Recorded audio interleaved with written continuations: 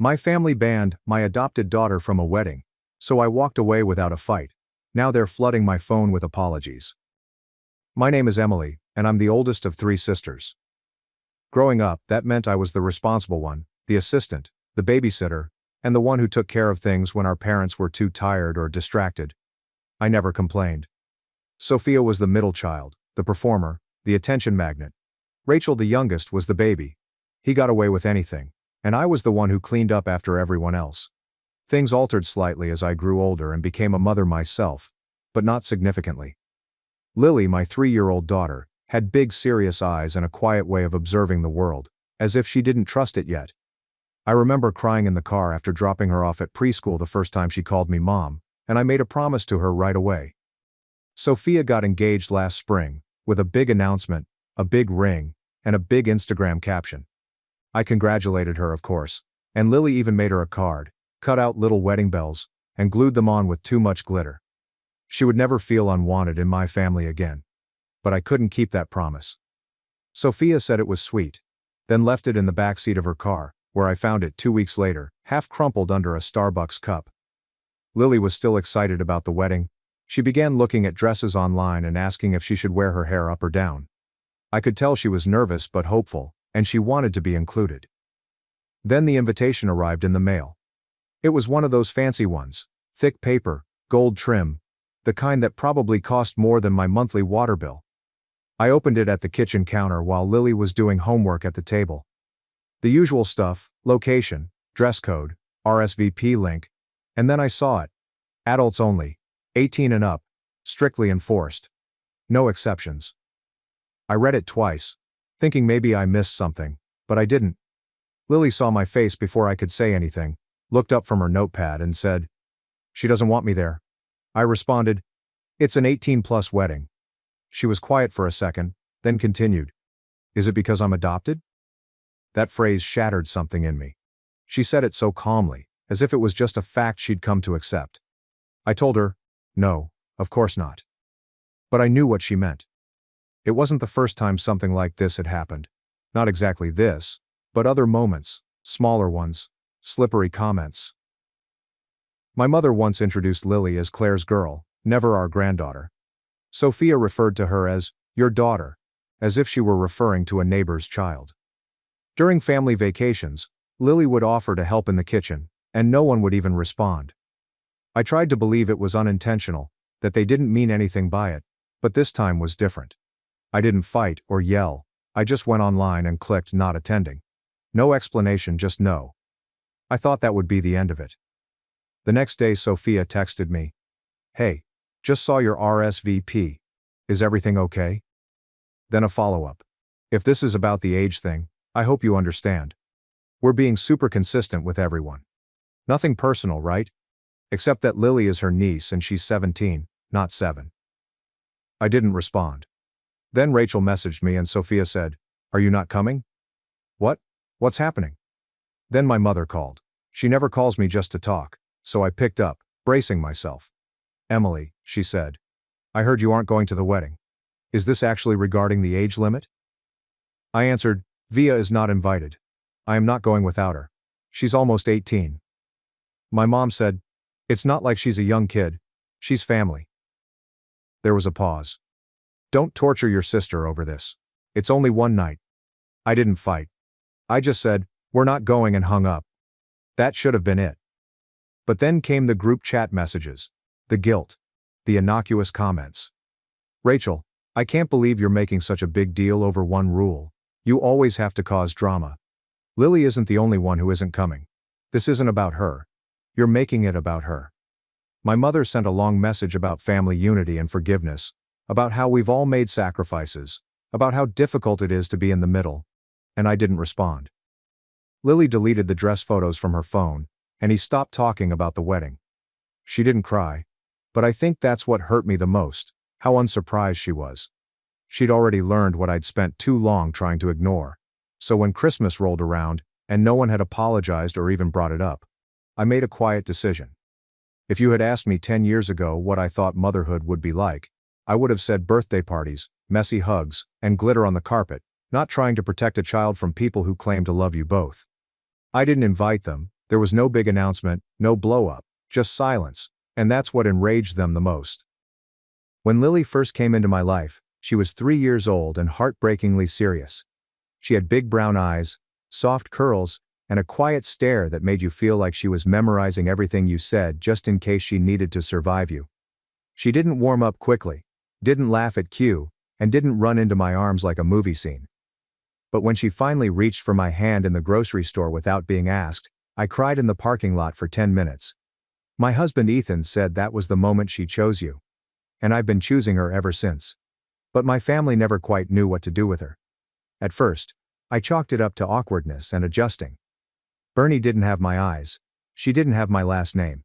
She didn't participate in holiday conversations like the other kids, but it was more than that.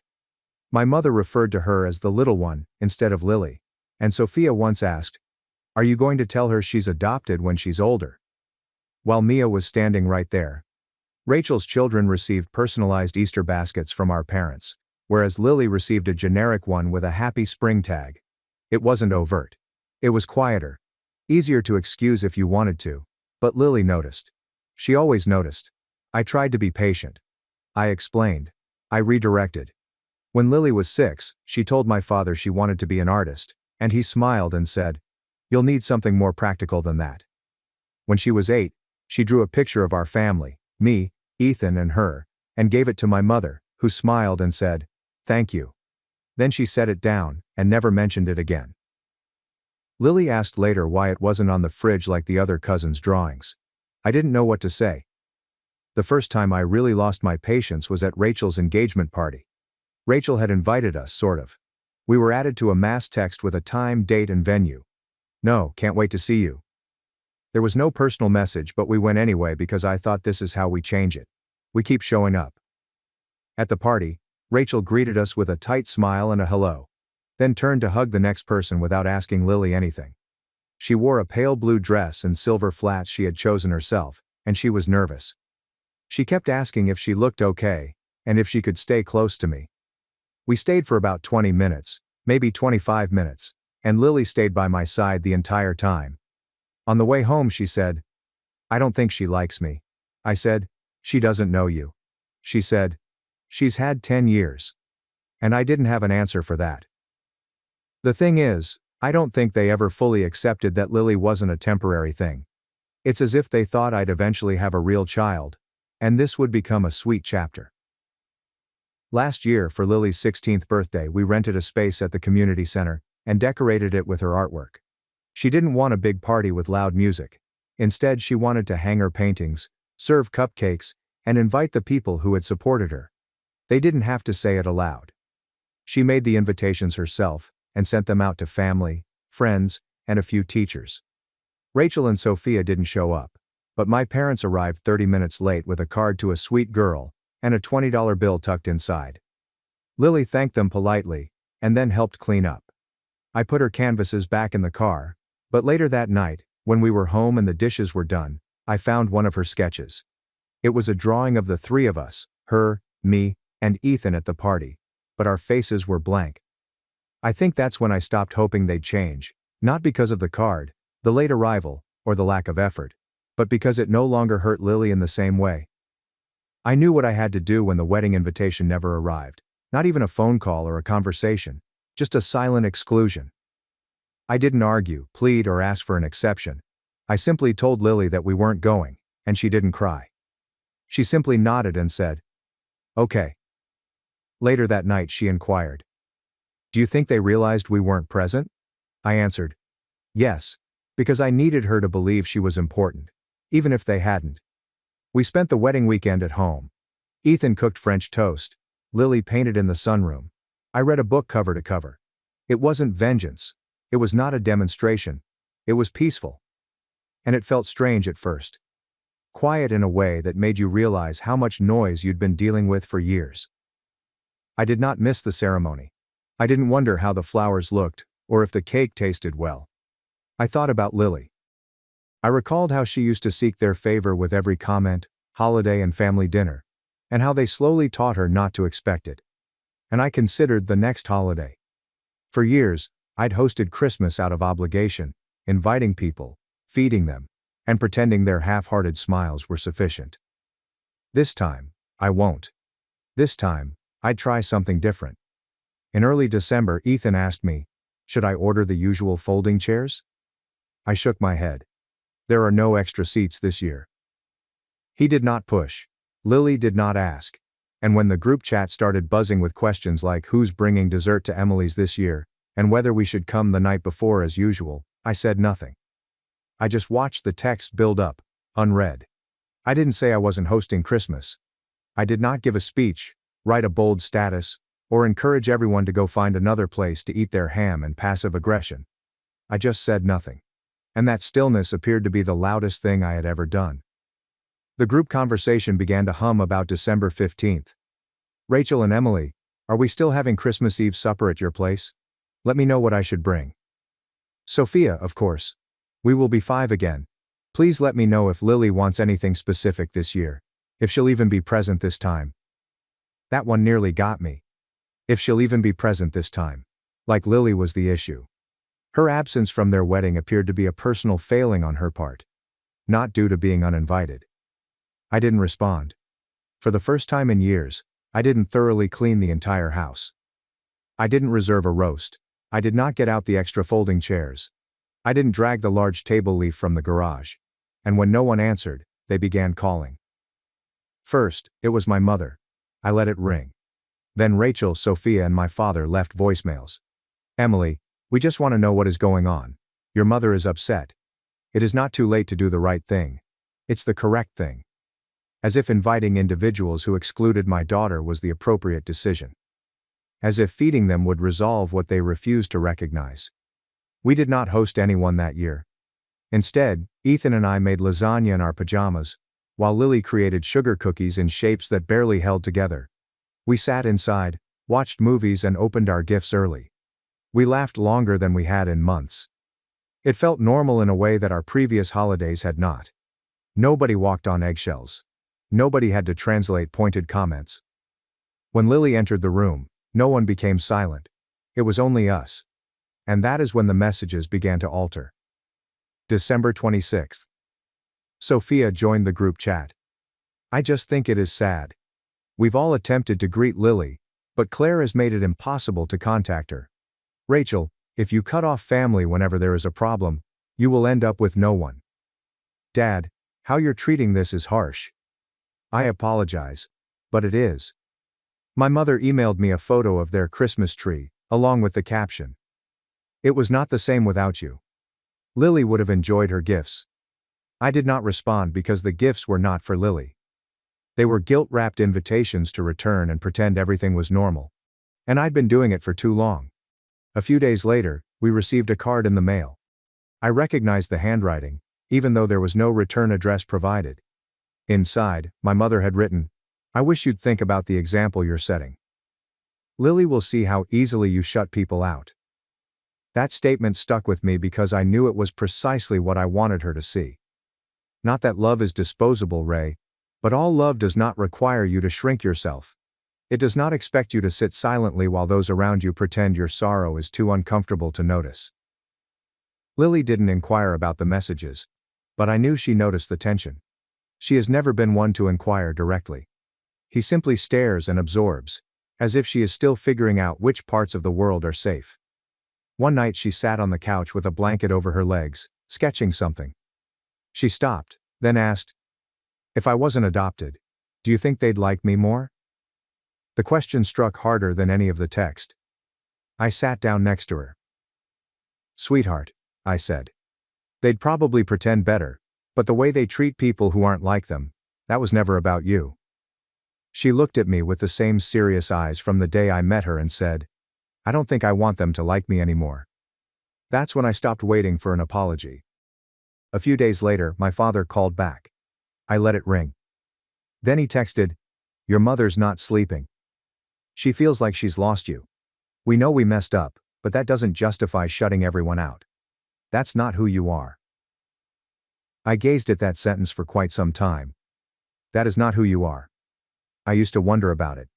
I used to doubt whether I was being too cool, sensitive, or harsh. But now I believe this is who I am. Someone who has finally decided what she will and will not tolerate.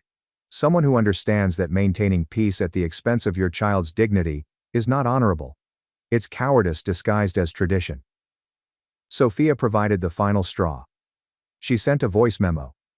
One of those rambling ones when folks attempt to appear calm, but each sentence contains a knife concealed inside. I just think it's sad, Claire. You've always made a great fuss about how much you adore Lily. But now it seems like you're using her as a shield. When someone doesn't treat her like royalty, you cut them off. That is not healthy. That is not parenting. That is an obsession. I didn't listen to the rest. I deleted the message and banned her number. Because, if loving Lily fiercely and completely is considered an addiction in their world, then I am addicted. I am fiercely, unabashedly concerned with safeguarding the one who needs me the most. Nothing they say will make me regret this. New Year's arrived and went peacefully. Lily fell asleep on the couch before midnight, holding a Halaton cookie.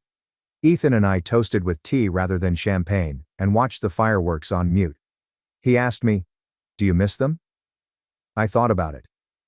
"No," I replied. "I miss the idea of them. But that version never really existed." He gave a shrug. Didn't say anything else. Just reached for my hand.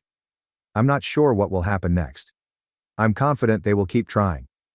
People like that don't leave gently. There will be additional texts and posts. Perhaps one of them will show up to Lily's graduation next year as if nothing happened. But I have made my decision. There will be no major showdown. Just a quiet distance. And sometimes, that is the most powerful option of all. It happened on Thursday. Cold, cloudy, and silent. I had just returned home from work, still wearing my coat, when the doorbell rang.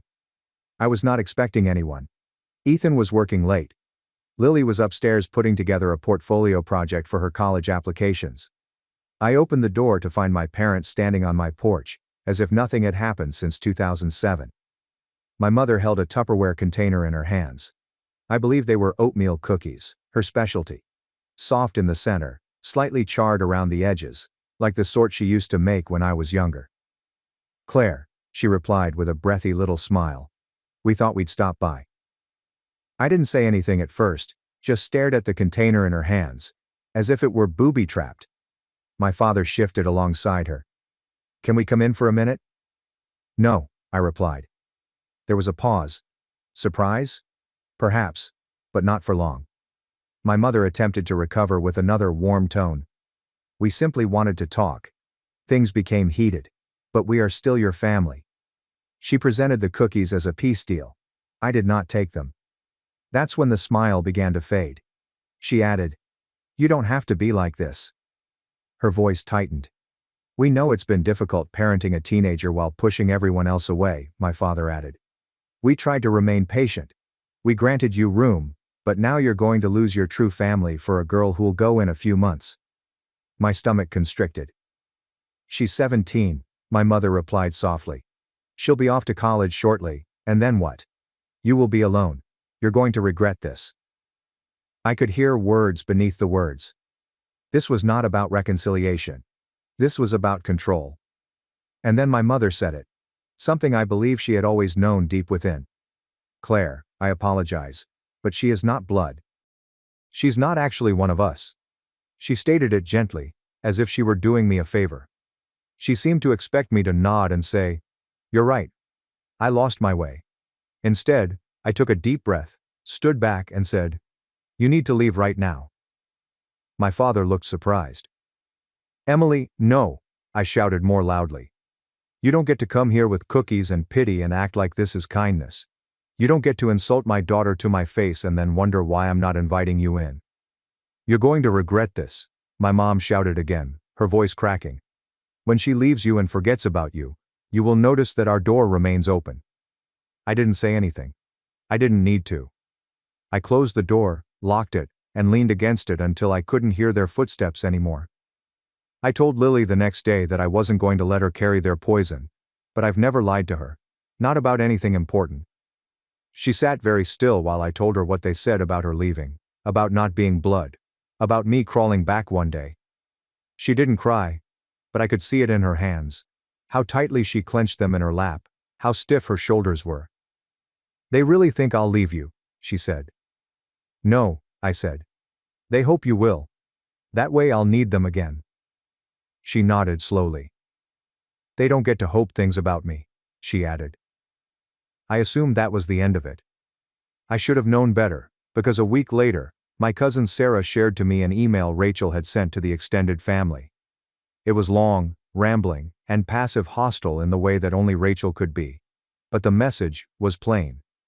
She informed them that I had left the family for a female who maneuvered her way into Claire's life and alienated her from everyone else.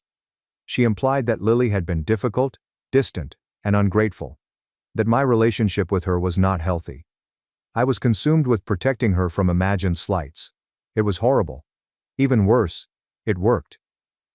People began reaching out. Aunt Linda texted me to see if I was okay. Uncle John called Ethan and asked if I was having a breakdown. My second cousin Chloe commented on one of Lily's art pieces. You're quite lucky. Don't forget who provided you a home. Lily saw it. I saw her look at it. And that was the final straw. I did not compose a response. I prepared a dossier.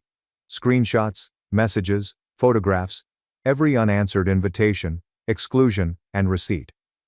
I prepared a letter that was neither passionate nor angry, but just stated facts.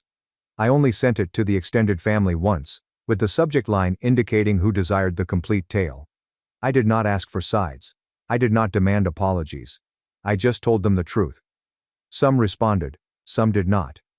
A few people quietly unfriended Rachel. A few people didn't believe what I said. It didn't matter since I wasn't doing it for them. I was doing this for Lily. So she'd never wonder if she'd dreamt it. So she wouldn't ask again. Do you believe they would like me if I were blood? After that, I blocked anyone who attempted to dispute. Everyone who responded. But maybe if you just talked it out. Everyone who believed that maintaining peace was more essential than protecting a youngster from emotional abuse disguised as family tradition. We never heard from them again. Not directly. I am sure people are still talking about us. I'm sure I'm the anecdote that gets told at parties when someone brings up odd youngsters. I am sure Lily's name is still mentioned in harsh, scornful tones. Allow them to talk. They lost the right to know her. Let's fast ahead. Ma is currently at college. She excelled in her art program. She is still calling me every night. Not out of obligation, but by habit. She sends images of her sketches. Sometimes she asks for my opinion. Sometimes she just wants to say goodnight. When I dropped her off at her dorm, she embraced me for a full minute and said, "I'm not going anywhere." She may have meant physically, but I understood what she meant. People claim you cannot select your family. I did. I chose her. Over bloodshed, guilt, and years of taught quiet. And if they still think I'll come crawling back one day, they can wait. Sometimes I remember that moment on the porch. My mother handed me those cookies, as if they might break years of silence.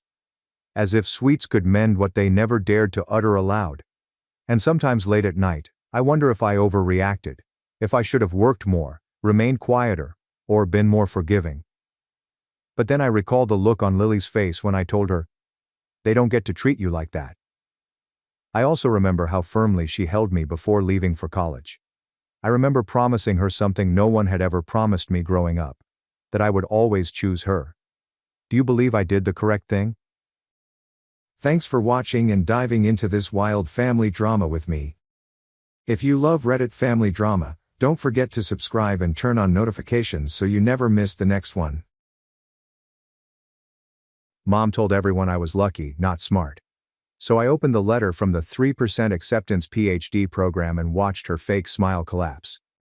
When you grow up in a household where love is distributed like rationed soup, one ladle per day with no refills, you quickly learn not to ask for seconds. My mother was not harsh, at least not in the ways that are commonly defined in headlines and family courtrooms. She fed me, dressed me, kept me in school, and replaced my laptop when it failed 2 weeks before senior finals. But her version of love was tinged with skepticism, as if everything nice I achieved was chance or fleeting. I used to assume she didn't believe in celebrating too soon. But by the time I was 16, I'd realized something worse. She simply didn't believe in me. She did not state it outright. That was not her style. Instead, it showed up in the 1,000 little fractures between her words. Like how she'd squint at my report cards, run her finger over the A- as if it were an error, and say, "I mean, this is good, but don't let it get to your head." Or how after I got into my first choice university, mother responded, "Well, we'll see if you can keep up once you're there." You know, not everyone can handle that sort of pressure. When I secured a summer research position with one of my professors, her initial reaction wasn't, "Congratulations." It was, "Do they pay you?" Or, "Is this one of those free gigs that suck up your time?" Perhaps the worst part was her uncertainty. It was how Mom kept me in the shadow of a man who hadn't lived in our home in over a decade. My father, the phantom dropout, who abandoned me when I was 12 and stopped calling when I became 13. My mother avoided saying his name as much as possible, but she used his failure as a warning label. Every time I made a mistake, no matter how minor, she would say, "You're more like him than you realize." As if my DNA were a ticking time bomb, she had attempted and failed to disperse it. But here's something you don't hear about growing up with low expectations. It can either destroy you or transform you into something sharp. For me, it accomplished both. I became obsessed and relentless. I studied like the world would end if I received anything less than a 90. I filled journals with checklists and timelines, planned each semester 3 months in advance, and double-checked deadlines as if someone was assessing my life on punctuality. But I didn't tell her about much of it. Not when I was accepted into the honors program, or when my instructors nominated me for departmental awards.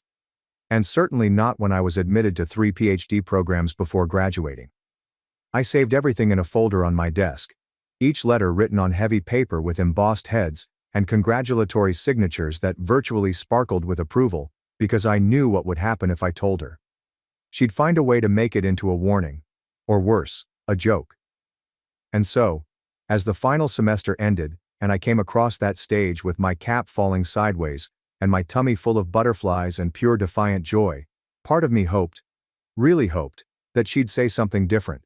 That perhaps, just maybe, this something would shift in her, and she'd see me standing tall in that robe and know I wasn't a ticking bomb or a damaged mirror of my father. I was her daughter, and had made it. After the ceremony, she drew me into a tight hug in the parking lot and said, "Well, you didn't fall on your face, which is something." I laughed, but it did not reach my chest. A few days later, she knocked on my bedroom door as I was preparing books for storage. She had that face she used when she had an idea she knew I would agree with. Brows slightly lifted, voice falsely casual. "I was thinking," she explained, folding her arms. "We should throw you a small graduation party. Backyard. Nothing fancy. Only family and neighbors. You've earned it." I glanced at her, unsure what to say. Not that I was surprised. She enjoyed playing hostess because it made her look good, but part of me was afraid of what else she would do, or say. I paused, and it was louder than any response I could have offered. There were paper lanterns strung between the trees, one of which sagged slightly since the hook on the garage gutter rusted through last summer, and no one bothered to repair it. Plastic tables with dollar store linens bordered the yard's boundaries. Bowls of potato salad sweated in the heat, while a Bluetooth speaker on the deck played a shuffled playlist of music that tried too hard to seem festive. It wasn't fancy, but it required more effort than I anticipated. I told myself that meant something. That maybe this time the good intention would make it through her mouth without turning into a backhanded smack disguised as humor. It was my graduation celebration. The kind you only get once, unless you're the type who collects diplomas like Girl Scout awards. And I wanted to think, even for one afternoon, that I could unwind. That perhaps we could both let go of who we were, and simply enjoy it. I spent the morning hunting for a dress that felt like me, but didn't look like I was trying to impress anyone. I even did my makeup, not because I had to, but because I wanted to commemorate the occasion by presenting a version of myself that felt worthy of being seen. Not graded, not evaluated. Simply observed. There were at least 55 people in the backyard, making it feel much larger than our small house, which can only accommodate about 15 people. Relatives, neighbors, a few classmates, and even a couple of professors appeared out of nowhere, like ghosts from the academic system I was finally breaking free from. I smiled, shook hands, accepted congratulations, and even laughed a few times, like any other person enjoying a milestone. For approximately an hour and a half, I almost convinced myself that everything would be okay. Then she raised her glass. It was nearing the end of the afternoon when the light had softened sufficiently to cast long shadows across the lawn, and people began to drift toward the dessert table for another slice of sheet cake. My mother rose up from her chair, clinking a spoon against her champagne glass in the manner that people do when they want to get someone's attention, but don't want to come across as desperate. Everyone turned. Everybody smiled. Even I grinned hesitantly, my gut tightening like a thread that had just been yanked too tightly. She cleared her throat and held her glass like a microphone and a sword. "Well," she said with a calm voice and bright eyes, "I'd like to thank everyone who came to celebrate my daughter." She pushed hard, and despite our reservations, she made it, pausing for laughing that hadn't yet begun. I felt the air shift, and then it arrived. "We all thought you'd drop out like your dad," she remarked, her smile just wide enough to be photographed. "But look at you. You're proving us incorrect." The laughter was sporadic at first. Nervous. Then somebody snorted. Then someone else chuckled. Within seconds the music spread across the yard like a slow-moving wave. I stood there transfixed and smiling, but only because I couldn't feel my face. I could not feel anything. My hands were cold.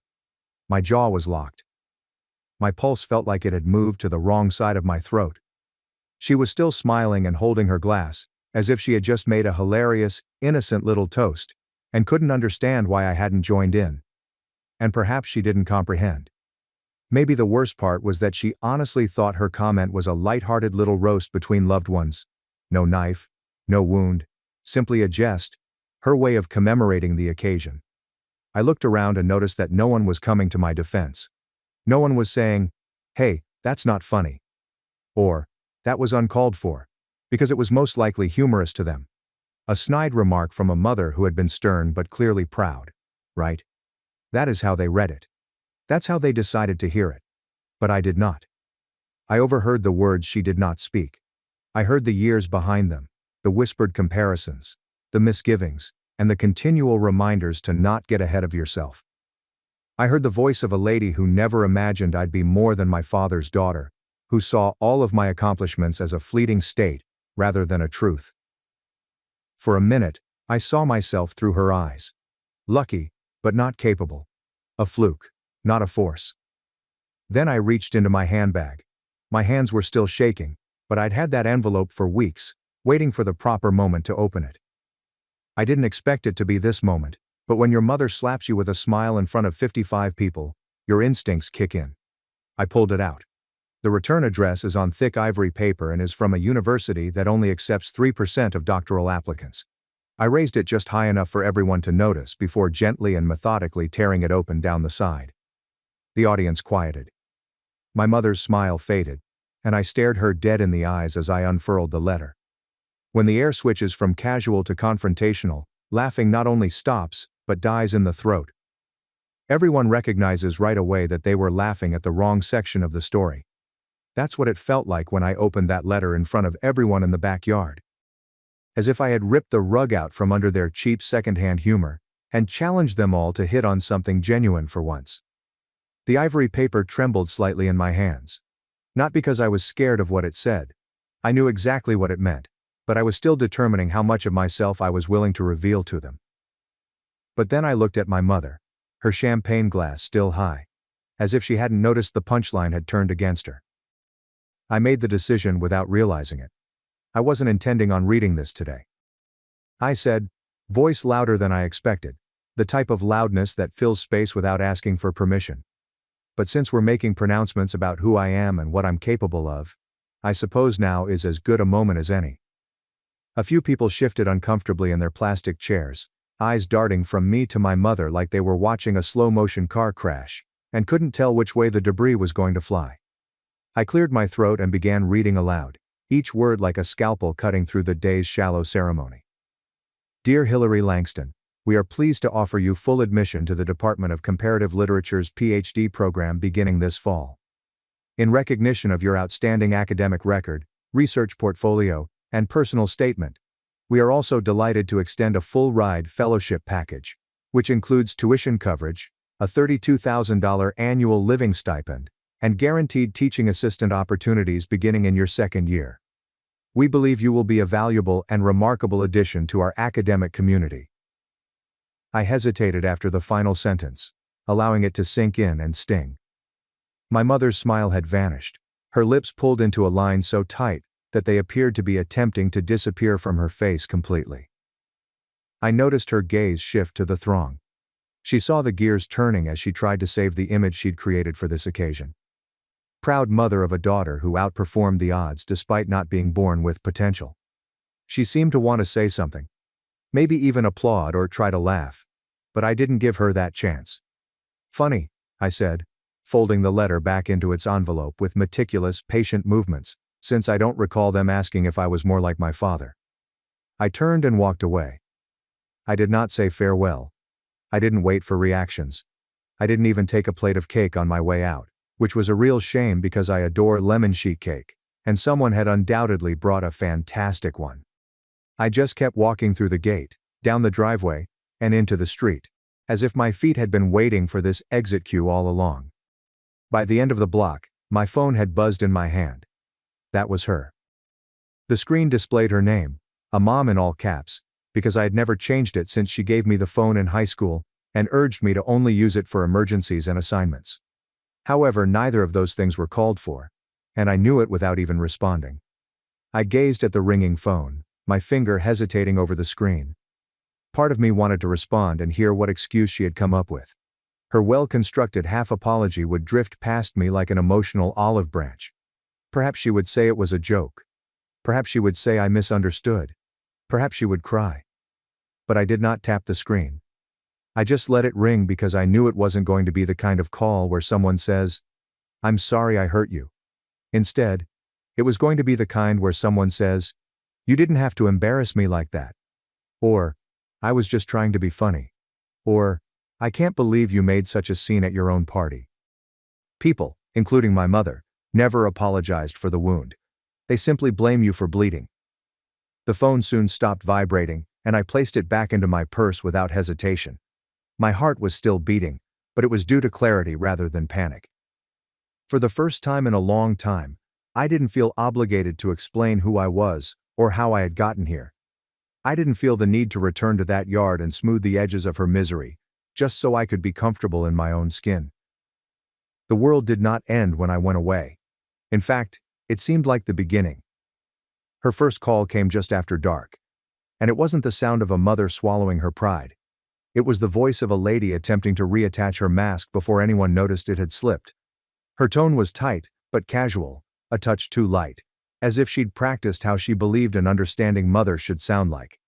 And now she was attempting it for the first time over the phone. "Hillary," she continued, pausing just long enough to sound annoyed but not regretful. "I'm not sure why you got so furious. That was a joke. Do you know how people do those funny little roasts at graduation parties? I was just trying to make light of the situation. Everybody was laughing. Nobody thought I meant it, but she did. And we both knew it since jokes don't land as hard unless they've been honed beforehand. They don't stick unless they're immersed in something that's been seething beneath the surface for a long time. And hers had been simmering since I was 12, when my father walked out and Mom looked me in the eyes and said, "He left us because he couldn't handle responsibility. You'd better hope you're stronger than that." I spent years interpreting that remark as a prophecy, or worse, a warning. I based my entire personality on proving her wrong. But it only needed one statement at a party to remind me how little she felt I could succeed. So, when she said I was just trying to make light of it, all I could do was sit there in my apartment, phone pressed to my cheek, staring at the wall as if it might give me the words I couldn't find, and finally say, "That wasn't your moment to make light of. It was mine." She didn't respond right away, and when she did, her voice dropped into that bitter, wounded register she always slipped into when things didn't go her way. "You've been tough to communicate with for years," she responded. "It's like everything I say offends you. Your father always twisted everything I said too, and now you do it just like he did." That was the final straw. That sentence. The same ghost in each chamber was summoned again. My father. I'm not sure what drove me to do it, but after I hung up, I opened my laptop and looked for him. The last I heard, he had gone to Arizona with a new woman named Lydia, who worked with him in computer sales or something. We hadn't spoken for a decade. I wasn't sure if he wanted to hear from me, and I wasn't sure I wanted to hear from him either. But after hearing his narrative exclusively through my mother's voice for so long, I began to wonder what it sounded like on its own. It took me approximately 20 minutes to find an email address and have enough courage to write anything that did not seem like a therapeutic exercise or a demand. I replied I had graduated. I thought you should know. If you want to talk, I am willing to listen. I did not expect him to respond. He finished within 2 hours. 2 days later, I boarded a plane and flew across 2 states to sit across from a man I hadn't seen since I was just old enough to vote. He appeared older, but not in a bad way. Grayer around the temples, slightly slower to move, but still very much himself, which was both comforting and disconcerting. We met at a quiet little diner on the outskirts of town, where no one knew our names and didn't care what we were saying, and it felt like the safest place in the world to have the kind of talk that might shatter your entire childhood. He didn't waste time exchanging niceties. I figured this would happen one day, he said, sipping coffee from a chipped ceramic mug. But I didn't think it would take 10 years. I nodded, not sure how to explain that it had taken 10 years, because I wasn't ready to find out that everything I'd believed about him might be wrong, or worse, that it might be correct. I just need to know, I replied, my voice tense and my heart racing in my ears. Why did you leave? He glanced down for a long while, as if he were digging through a memory drawer he hadn't opened in years, and when he finally began, his voice was low and steady, without reproach, but full of weight. She offered me an ultimatum, he explained. The last time we fought, she said I wasn't strong enough to be your father, because I didn't treat you like a soldier. If I didn't agree to raise you the way she wanted, she would make sure you thought I was the problem. And I told her I wasn't going to turn you into someone afraid of her own mother. I packed my bag the next day. The words landed with a dull thud in my chest. I'd always imagined him walking out casually, a duffel bag slung over one shoulder, never looking back. But that wasn't the story he told. Even if it wasn't the whole truth, because every story has at least 3 sides, it cracked something open in me. For the first time, I didn't see him as a coward, but as a man who fled to avoid becoming something worse. Why didn't you ever tell me that? I asked barely above a whisper. Because she told me if I tried, he said, she'd make sure you never spoke to me again. And for a while, it worked. When I flew home the next day, I didn't call her. I didn't text her. And I didn't send her the graduation photos that my friends had taken, despite the fact that I looked genuinely happy in a few of them for the first time in months, because I had a different image in my head. A daughter standing between 2 broken people, finally asking which one handed her the hammer. Coming home from a trip that splits your reality in 2 is strange, like stepping back into a life that is still dressed in your clothes, but doesn't quite fit anymore. The furniture is the same. The kitchen smells faintly of lemon cleaner and old coffee grounds, and the front door still squeaks slightly when it opens. But you're different. Or maybe not. Maybe you're just finally aware of how much of yourself you've been squeezing into someone else's version of who you were supposed to be. The morning after I returned from visiting my father, I stood in the driveway for a full 3 minutes before going inside, just staring at the chipped paint on the front porch, and wondering how many conversations had been swallowed by the silence in that house. When I finally stepped through the door, she was sitting in the living room, her legs crossed at the ankle, reading a magazine she probably wasn't really reading. She didn't look up right away, but I could feel her sensing my presence like an animal feels an earthquake. Tense, alert, pretending everything's still calm. When she finally met my gaze, her expression was carefully neutral, as if she was waiting to see which version of me had returned home. Did you have a good trip? She asked, as if we were 2 coworkers passing each other at the water cooler. Not a mother and daughter whose last conversation had ended in public humiliation and a 10-year secret detonating in my chest. I didn't respond. Instead, I put down my bag, walked to the edge of the living room rug, and stood there just far enough away that she'd have to tilt her head to meet my gaze. I didn't sit either. I didn't drop my keys. I didn't pretend this was anything other than what it was. An exorcism of every unspoken thing that had been rotting between us since the day my father left, and she decided to turn that into her power play. I talked to Dad, I said, letting the words hang like smoke. She blinked but didn't flinch. Oh, she said, as if I'd mentioned running into an old high school friend. How is he? He told me why he left, I said. He told me everything. She put down the magazine. Then slowly, carefully folded it closed as if it mattered. "I'm sure he did," she said, crossing her arms, "and I'm sure he made himself sound like the hero." I took a deep breath, not to calm down, but to study the blade I was about to lay across the table. "He said you gave him a choice, and that staying would have meant watching you transform me into a version of yourself. He couldn't stand, that you said he wasn't strong enough to raise me right, and that if he left, I'd think he was a coward." Her lips twitched slightly. "And you believed him?" she asked, her voice flat. "I didn't want to," I said. "But then I thought of the toast. I recalled every time you compared me to him as if it were an insult. I reflected on how you made me feel as if loving him meant betraying you, and how you utilized his quiet to create the tale that worked for you." Something flickered in her eyes then. Maybe regret, or the first crack in the armor she'd been wearing so long it probably felt like skin. But she didn't say anything, and I didn't stop. "You told me he was weak, and maybe he was, but you made strength look like punishment, and love feel like a challenge I had to pass. And you act like I've been angry for no reason, like I've spent years trying to push you away. But you never looked at how hard I had to fight just to keep myself together around you."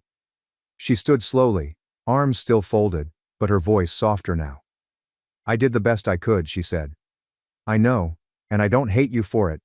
But your best left a mark." There was a long pause, then, a silence so thick, I could feel it pressing against my ribs. I picked up my keys from the counter, the ones I'd been carrying since high school. I looked like I didn't care, but I did. "I'm not trying to punish you," I added. "I just needed to say it out loud. Not for revenge, not for drama, but for me." She nodded stiffly, uncertainly. Still wearing the same fading purple lanyard with the little cracked charm at the end, I walked to the front door, opened it halfway, and then stopped. She didn't ask me to stay or tell me to leave.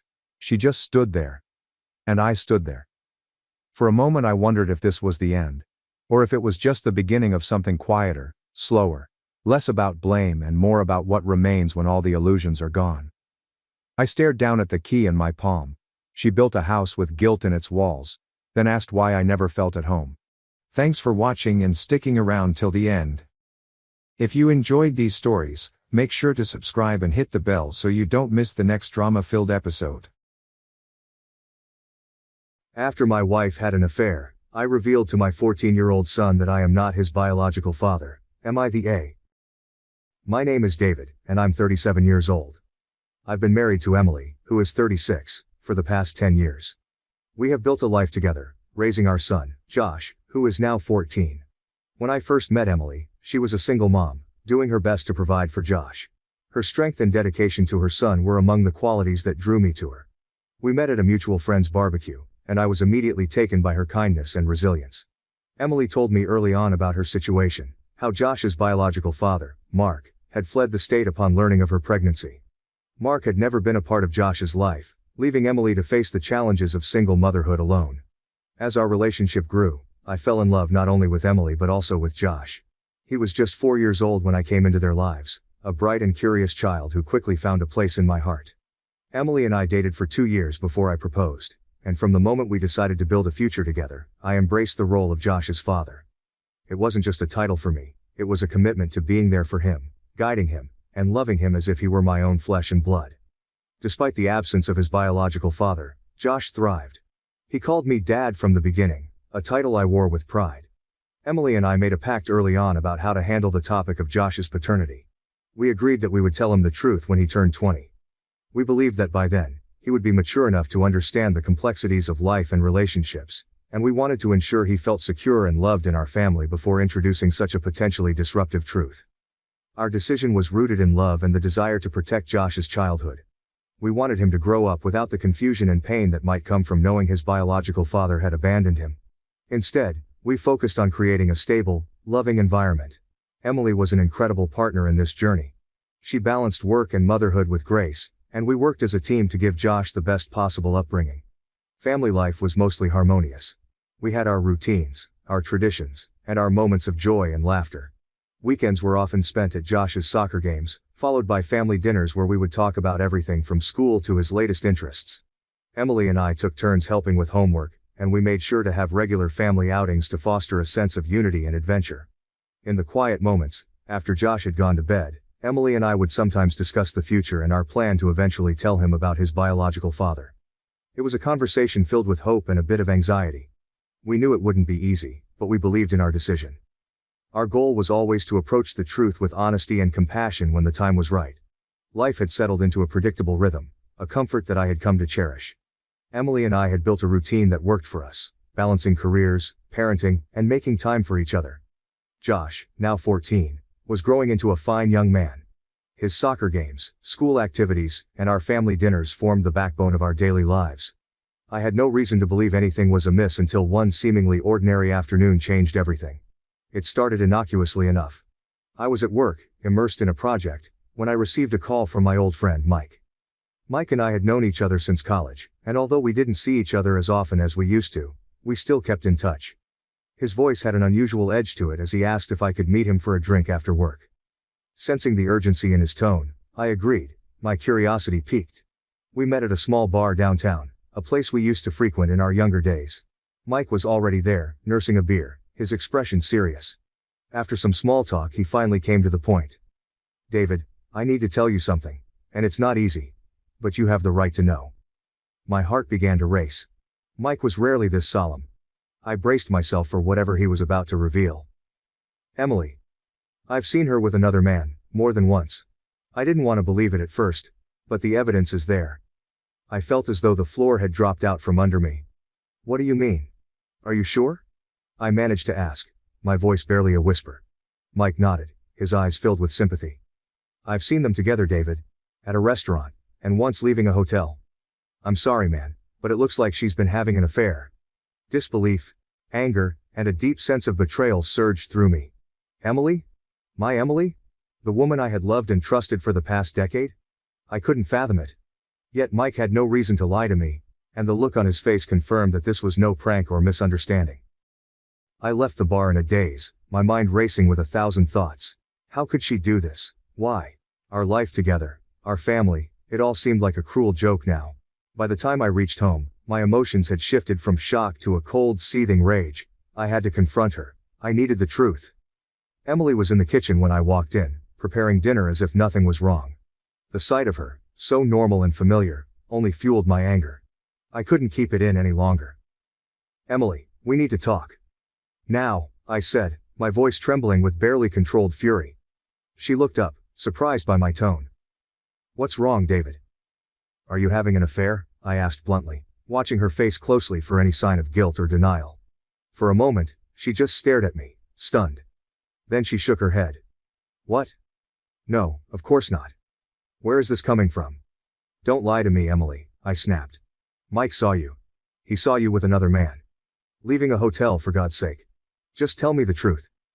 Her eyes widened in shock, and for a moment, I thought she might deny it again. But then something in her expression changed, and she looked away, unable to meet my gaze. "David, How long?" I interrupted, my voice rising. "How long has this been going on?" "A few months," she admitted quietly, tears beginning to form in her eyes. "David, I'm so sorry. It was a mistake. I never meant to hurt you." Her words were like a knife to my heart. A mistake? Months of betrayal reduced to a single word. I felt a surge of anger so intense I could barely contain it. "A mistake? You think this is just a mistake? Do you have any idea what you've done to us? To our family?" Emily broke down, sobbing. But I couldn't find it in myself to comfort her. My mind was reeling, and my emotions were a chaotic storm. The woman I had loved and trusted had shattered our life together, and I couldn't see a way to piece it back together. I needed to get out, to clear my head. Without another word, I turned and left the house, leaving Emily crying in the kitchen. I drove aimlessly for hours, trying to process what I had learned. The image of Emily with another man haunted me, and the thought of her betrayal cut deep. I felt like a fool, blind to the reality of my own life. As I sat in the park that night, the weight of my discovery pressed heavily on my chest. Emily's betrayal felt like a physical wound, raw and throbbing. I thought about the life we had built, the promises we had made, and most importantly, Josh. The thought of keeping this secret any longer seemed unbearable.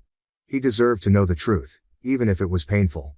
The sooner he knew, The sooner we could start healing, no matter how difficult the process might be.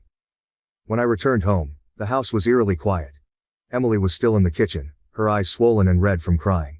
She looked up as I walked in, hope flickering in her eyes, but I couldn't meet her gaze. I went straight to Josh's room, each step feeling heavier than the last. I knocked gently on his door. "Josh, can I come in?" "Sure, Dad," came his muffled reply. I pushed the door open to find him sprawled on his bed, earbuds in, playing a game on his phone. He looked up, sensing the gravity in my demeanor, and pulled out his earbuds. "What's up?" "Can we talk for a minute?" I asked, sitting down on the edge of his bed. He nodded, curiosity and concern mixing in his eyes. I took a deep breath, knowing there was no easy way to start this conversation. "Josh, there's something really important I need to tell you. It's not going to be easy to hear, but you need to know the truth." I paused, gathering my thoughts. "Your mom? She's been seeing someone else." His reaction was immediate and intense. "What? No way. Mom wouldn't do that," he said, shaking his head as if trying to dispel the idea. "I know it's hard to believe, but it's true. She admitted it to me tonight." My voice was steady, but inside I was unraveling. "And there's something else. Something we've kept from you for a long time." His eyes widened, and I could see the fear and confusion there. "What is it?" "Josh, I'm not your biological father. Your mom was pregnant when I met her. Your biological father left before you were born. I've raised you as my own because I love you more than anything, but I think it's time you knew the truth." For a moment, he just stared at me, his face a mask of shock. Then the tears started to well up, and he shook his head again. No. No. You're my dad. You've always been my dad." I reached out, pulling him into a hug, my own tears threatening to spill over. "I am your dad, Josh. Nothing can change that. I love you, and I always will. But you deserve to know the truth, no matter how hard it is." He clung to me, sobbing, and I held him tightly, my heart breaking for him. The pain in his voice was almost too much to bear. "Why did she do this? Why did she lie to me?" "I don't know, buddy. I wish I had answers for you. But what I do know is that I'm here for you. We'll get through this together." After a while, his sobs subsided, and he pulled away, wiping his eyes. "I want to talk to Mom." "Okay," I said, my voice soft. "She's downstairs." Josh stood up, his face set with determination. I followed him as he made his way to the kitchen. Emily looked up as we entered, her expression a mixture of hope and dread. "Mom," Josh said, his voice trembling but strong. "Is it true? Are you having an affair? And is Dad really not my biological father?" Emily's face crumpled, and she nodded, tears streaming down her cheeks. "Yes, it's true. I'm so sorry, Josh. I never wanted to hurt you." Josh's face contorted with pain and anger. "How could you do this? How could you lie to me all these years?" His voice was rising, the hurt and betrayal evident in every word. Emily reached out to him, but he stepped back, shaking his head. "Don't. Just don't. I can't even look at you right now." "Josh, please," Emily pleaded, but he turned away, looking to me for support. I stepped forward, putting a protective arm around his shoulders. "It's okay, Josh. We'll figure this out. You're not alone in this." He nodded, leaning into me, and I could feel the tension in his body. "I don't want to stay here tonight. Can we go somewhere else?" "Of course," I said. "Let's pack a bag and go to a hotel for the night. We need some space to think." Emily's sobs grew louder as we turned to leave, but I couldn't bring myself to comfort her. Her actions had torn our family apart, and right now, my priority was Josh. We went back to his room and packed a bag, then did the same for myself. We left the house in silence, the weight of the evening's revelations hanging heavy in the air. At the hotel, we checked in and went up to our room. Josh sat on one of the beds, looking lost and small. I sat down beside him, putting an arm around his shoulders. "I'm sorry you had to find out like this," I said softly. "I wanted to tell you when you were older, when you could understand better. But I couldn't keep it from you any longer." He nodded, his eyes filled with pain. "I get it. I don't know what to think anymore." "That's okay," I reassured him. "It's a lot to take in. But remember, I'm here for you. We're in this together." We spent the rest of the night talking, crying, and trying to make sense of the situation. I reassured him over and over that my love for him hadn't changed, that he was still my son in every way that mattered. Gradually, the tension eased, and he fell asleep, exhausted from the emotional turmoil. As I watched him sleep, my heart ached for the innocence he had lost tonight. Emily's betrayal had shattered more than just our marriage, it had upended Josh's world. But I vowed to do everything in my power to help him through this, to rebuild our lives and find a new sense of normalcy. In the quiet of the hotel room, I allowed myself to grieve for the life we had lost. The future was uncertain, but one thing was clear. Josh and I would face it together, stronger for having faced this storm. The morning after our confrontation with Emily, Josh and I woke up in the hotel room, the weight of the previous night's revelations still heavy in the air. I looked over at my son, still sleeping, his face peaceful despite the emotional turmoil he had endured. I knew that today would be another difficult day, filled with conversations and decisions that would shape our future. When Josh finally stirred, he looked at me with eyes full of uncertainty. "What happens now, Dad?" he asked, his voice small and hesitant. "We take it one step at a time," I replied, trying to sound confident. "We'll figure things out together."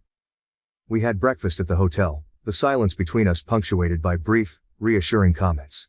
I could see the pain in Josh's eyes, the betrayal he felt from his mother still raw and fresh. He barely touched his food, and I found it hard to eat as well, my appetite lost to the churning emotions inside me. After breakfast, I called my workplace to inform them I needed some personal time. They were understanding, given the circumstances. I also contacted a divorce lawyer, setting up an appointment for later in the week. The reality of our situation was sinking in, and I knew we had to start making concrete plans. Returning home was difficult. The house, once a place of comfort and security, now felt tainted by the betrayal that had occurred within its walls. Emily was in the living room when we walked in, her eyes red and puffy from crying. She looked at Josh, her face full of regret and desperation.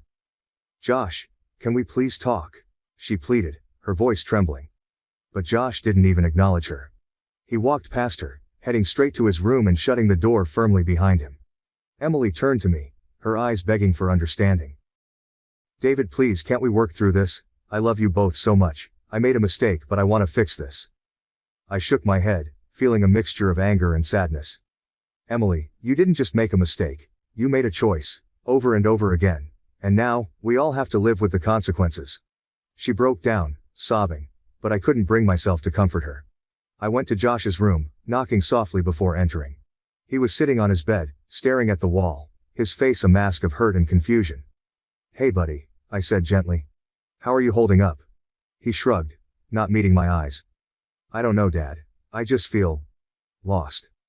I sat down next to him, putting an arm around his shoulders. "It's okay to feel that way. This is a lot to take in. But we're going to get through this together. I promise." The days that followed were a blur of tension and emotional upheaval.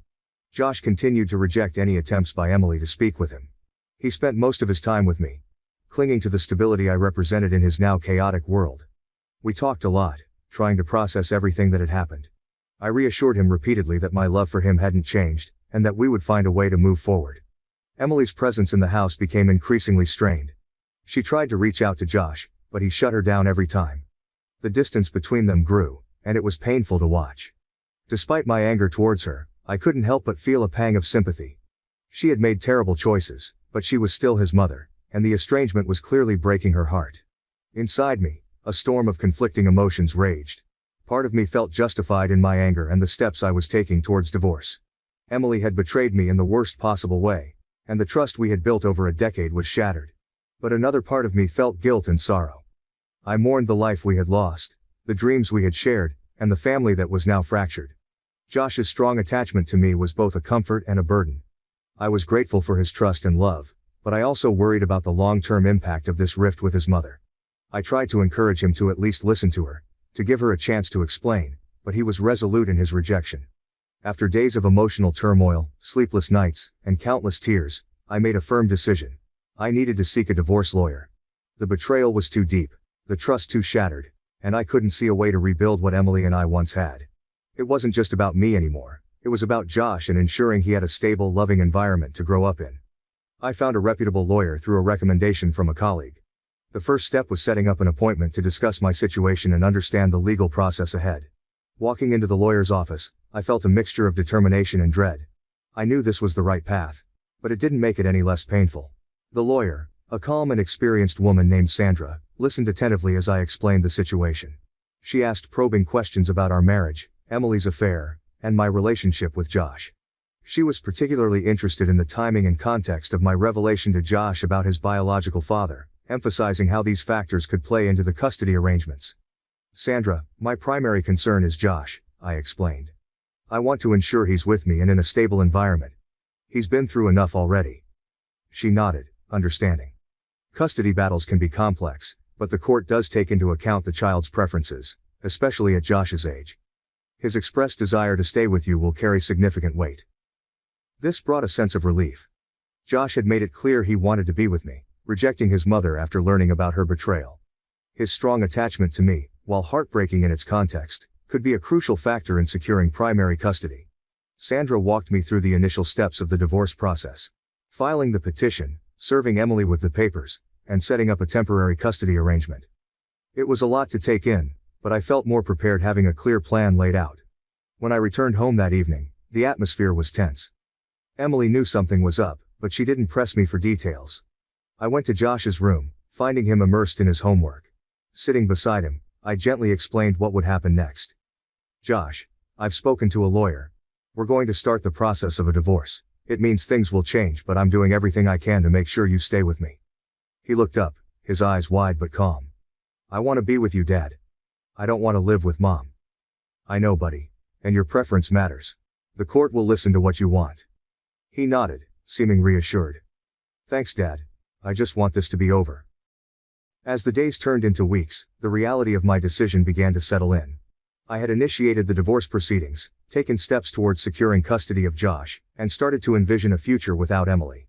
But with each step forward, I couldn't shake the gnawing sense of guilt that crept in during the quiet moments. I found myself constantly reflecting on my actions. Telling Josh the truth about his biological father and his mother's affair was a decision made in the heat of the moment, driven by a mix of anger and a desire for honesty. But was it the right thing to do? Had I acted out of spite, using the truth as a weapon to hurt Emily and inadvertently Josh? The guilt was overwhelming at times. I replayed the confrontation in my mind, seeing Josh's face crumple with the weight of my words. He was just a boy, caught in the crossfire of adult conflicts, forced to grapple with truths that even I struggled to process. I felt a pang of sorrow every time I saw him retreat into himself, a shadow of the carefree child he once was. Balancing these feelings of guilt was the ever-present sense of betrayal by Emily. Her affair had torn apart the fabric of our family, shattering the trust that we had built over a decade. I oscillated between anger at her betrayal and sadness for what we had lost. There were moments when I felt like the victim, justified in my actions, and other times when I questioned if I had compounded the hurt by revealing everything to Josh so abruptly. One evening, as I sat alone in the living room, the weight of it all pressed down on me. Emily had gone to stay with her sister temporarily, giving us some space, but her absence was palpable. The house felt emptier, the silence louder. I thought about our life together, the good times, the laughter, the plans we had made. It was all gone now, reduced to a series of painful memories. I knew that part of dealing with the consequences of my actions meant accepting my own role in the unfolding drama. I had to confront my feelings of guilt and betrayal head on. It wasn't just about being a victim, it was about taking responsibility for my choices and their impact on Josh. In the end, I understood that while I couldn't change the past, I could influence the future. I could be the stable presence Josh needed, guiding him through this storm with love and understanding. And in doing so, perhaps I could find a way to forgive myself too. Brother made my life hell, then got my wife pregnant. Now he wants my help after our parents disowned him and left me their $2 million inheritance. My younger brother, David, has always harbored a deep-seated resentment towards me. If you think it stemmed from jealousy, you'd be wrong. He was the favored child, not me. There was no reason for him to be envious. To give you some context, our mother always indulged David. He was the golden child of our family. She cooked his meals, did his laundry, and even asked me to help him with his schoolwork. I was expected to assist him simply because we were family, but I never received the same consideration. I accepted this, as I was quite independent. Perhaps it was partly my fault for always meeting his needs without expecting anything in return. He never helped me when I needed it, and only approached me when he wanted something. While I was a quiet, introverted kid who enjoyed studying and keeping to myself, he was loud and rough, just like our dad. I also tend to be straightforward and honest, never sugarcoating things. I believe my mother may have developed a negative perception of me because of my straightforwardness. This favoritism made David the family's darling, and I didn't mind it while we were growing up. However, problems began when he started bullying and mocking me for being different from him. He would tease me about my height and the fact that I wore glasses. He would sneak into my room, read my diary, and then complain to my mom about what I had written. When I yelled at him and complained to our parents about him invading my privacy, they would laugh it off, saying it wasn't a big deal. He did more awful things, like nearly breaking my glasses and putting nasty things in my food. He even once put little stones in my cereal, but luckily, I found them before they could damage my teeth. When I told my mom, she dismissed it, saying this is how brothers bond. Whenever we fought, David would zero in on my insecurities to insult me. We went to the same school, so he knew I was being bullied by a few kids. Instead of supporting me, he sided with the bullies, calling me names like ugly loser or hairy monkey, and encouraging them to physically harm me, saying I was just a big failure. Another time, during a fight over something trivial that I can't even remember, he told me to kill myself. While I could easily brush off most insults, that one really hurt because I was struggling with my mental health at the time. I'm doing better now, but it was devastating to hear that my own brother wanted me dead. Since Dad was often at work and Mom didn't seem to care much, she even scolded me once, claiming it was my fault for irritating him. Things progressively worsened. During high school, there was a shocking incident when David attempted to set my hair on fire, and unbelievably, our mother defended him, claiming he was merely playing. Seriously, who behaves like that? Thankfully, my dad eventually sided with me and pointed out the gravity of the situation. He even threatened to call the police on David. This moment was a real eye-opener for my brother, as he had never faced any consequences for his actions before. He was genuinely stunned, and my dad made it clear that enough was enough and that David needed to start respecting his older brother. Later, Dad came into my room to talk. I never expected his support because he always told David how similar they were, which was true. Dad admitted that he had waited for years, hoping David would mature, but he was slowly realizing that David was becoming a big bully. Hearing this from my dad was incredibly validating, and I almost broke down in tears. I confessed everything David had done to me over the years and even mentioned the bullying at school. My dad was shocked at how much I had endured. The next day, he spoke to the principal to ensure the bullies were warned about severe consequences if they continued. Later that evening, Dad enrolled me in MMA at our local gym, telling me I needed to man up and stand up to bullies in my life. I admit that a nerdy kid like me trying to learn to fight might have seemed laughable, but I was very focused. I managed my time well to balance my studies and daily workouts, and the MMA classes completely changed my life and physique. One day, David was up to his antics again. He stole my pocket money, which we received for helping with chores. I had been saving it for a while. David sneaked into my room and took it. I caught him just as he was about to cycle off with his friends. I demanded he return my money, but David mocked me, saying all I could do was run to Daddy for help. I don't know what came over me, but I punched him in the face. He was stunned, fell backward, and I retrieved my money from his pocket before throwing him back down. David started crying loudly, which was quite comical. However, my mother rushed out to help him and find out what happened. When she learned I had fought him, she was surprised and reprimanded me, saying I should be a better role model for David, who seemed to enjoy seeing me scolded. My mother also complained to my dad about my behavior, saying I needed to be controlled. My dad grimly asked both of us to explain ourselves. I told him how David had stolen the money I had worked hard for and saved, while David tried to justify it by saying he needed the money for a date, and that as his brother, I should help him. However, Dad told David he was lucky I only punched him for stealing because anyone else would have called the police. He continued to tell David that he had no right to take others' things without their consent. David didn't like that and threw a tantrum, likely hoping our mother would side with him, but Dad remained firm. When David realized he wasn't going to be punished for being hit, he screamed how much he hated me and ran back to his room, locking himself in. Following that incident, David began to distance himself from me. He had finally understood that he couldn't bully me anymore, and that even Dad had stopped supporting his antics. For the first time in a long while, I felt like we were equals. Though he could no longer physically harm me, he resorted to verbal insults when our parents weren't around. His behavior worsened with age, becoming angrier and more short-tempered each year. When I approached him with a question, he would ignore me and walk away, muttering insults like nerd or loser under his breath. If he needed to communicate something, he would relay it through our mother instead of speaking to me directly. When I questioned her about why David couldn't just talk to me, she would urge me to be more understanding. I couldn't tell if it was just puberty or genuine hatred. Over time, dealing with his comments became unbearable, and I longed to move out and get away from him. I repeatedly asked my mother to mediate a sit-down conversation for us to resolve our issues, but she always refused, saying she didn't want to get involved. When I asked her opinion on why David treated me this way, she would brush off the question. Eventually, I left for my dream university, having earned a scholarship as a top student. My dad threw a party for me, and even my mom seemed proud. However, David remained aloof and distant, barely acknowledging my achievements. The day I left for university was a mix of excitement for the future and relief to escape the toxic home environment. The first few months at university were liberating. I made new friends, enjoyed my classes, and started to build a life separate from the oppressive atmosphere of my childhood. The constant fear of David's verbal attacks lifted, giving me a newfound sense of peace. During my second year, I met my wife Karen at a frat party through a friend, and we immediately clicked. Coming from a religious background, having kids outside of marriage was frowned upon. However, when we discovered she was pregnant in our final year, we decided to marry right after graduation. Our wedding was a small but joyful ceremony. Our parents were happy for us, and we enjoyed the celebration. At that moment, I believed Karen was the love of my life.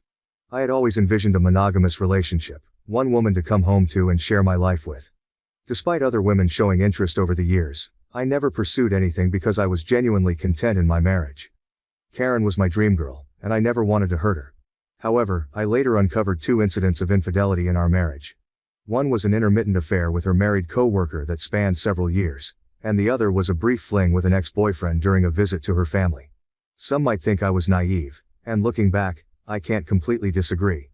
Each time we separated for a while, I chose to forgive my wife. I didn't want to raise our child in a broken home and believed we could overcome these obstacles. The affair with her co-worker happened when we were young, and I attributed it to youthful mistakes and poor judgment. For a period, things seemed to get better. Although I could never fully trust her again, I did my best to set aside my doubts, knowing that if I chose to forgive, I had to genuinely work toward a fresh start. It's been 4 years since her second betrayal, and I felt confident in my decision to give her another chance. Karen seemed to have changed, and we were genuinely happy, planning our family's future. However, 3 months ago, my world was shattered once more when she revealed that she had been having a long-term affair and suggested that our son might not be mine. Her words struck me like a ton of bricks. A mix of shock, betrayal, and disbelief overwhelmed me. I struggled to comprehend the enormity of her confession. In a daze, I managed to ask why she had kept such a significant secret and how she could have done something so devastating. Her reaction was cold and indifferent, as if she were detached from the pain she caused. Her vague responses left me with more questions than answers. It was a surreal and painful moment, confronting the shattered trust and uncertainty about my own family. I continued to press Karen for the truth because I felt I deserved to know the father of the child I had been raising since birth. Ultimately, she admitted it was David. My eyes widened in shock as I asked Karen what she meant. She explained that she and David had become friends when I introduced her to my family, and she stayed with us from Thanksgiving until New Year's. David, usually cold to me, was warm and polite towards her, which made me glad because I didn't want Karen to feel unwelcome. Karen wanted to be accepted into my family, so she spent significant time with my mom whenever possible. She noticed the rift between David and me and questioned me about it. I opened up about our strained relationship and explained that we might never repair it due to his unresolved feelings. Karen understood but started including David in our outings, hoping it would help us bond. Whenever we planned to watch a movie, she invited David, and we watched whatever he chose. During this time, David and I exchanged a few words, which was an improvement compared to his usual silent treatment. I remember Karen and David hanging out and playing video games together, but I never thought much of it. Karen told me that one day, David opened up to her about his struggles and a recent breakup. Feeling vulnerable, he struck up a friendship with her. She mentioned that he would harmlessly flirt with her when I wasn't around, and eventually, things escalated beyond her control. The vision of my wife and brother sleeping together made me feel sick. Karen confessed that she felt guilty afterward and left him, which matched her abrupt decision to go home instead of spending New Year's with me. Although I tried to convince her to stay, she was adamant about leaving. When we met back at college after the holidays, she was her usual cheerful self, so I didn't question anything. 2 weeks later, we found out she was pregnant. Karen admitted she didn't know if the child was mine or David's, and with no way to prove it, she chose to stay with me, knowing I was the more dependable brother.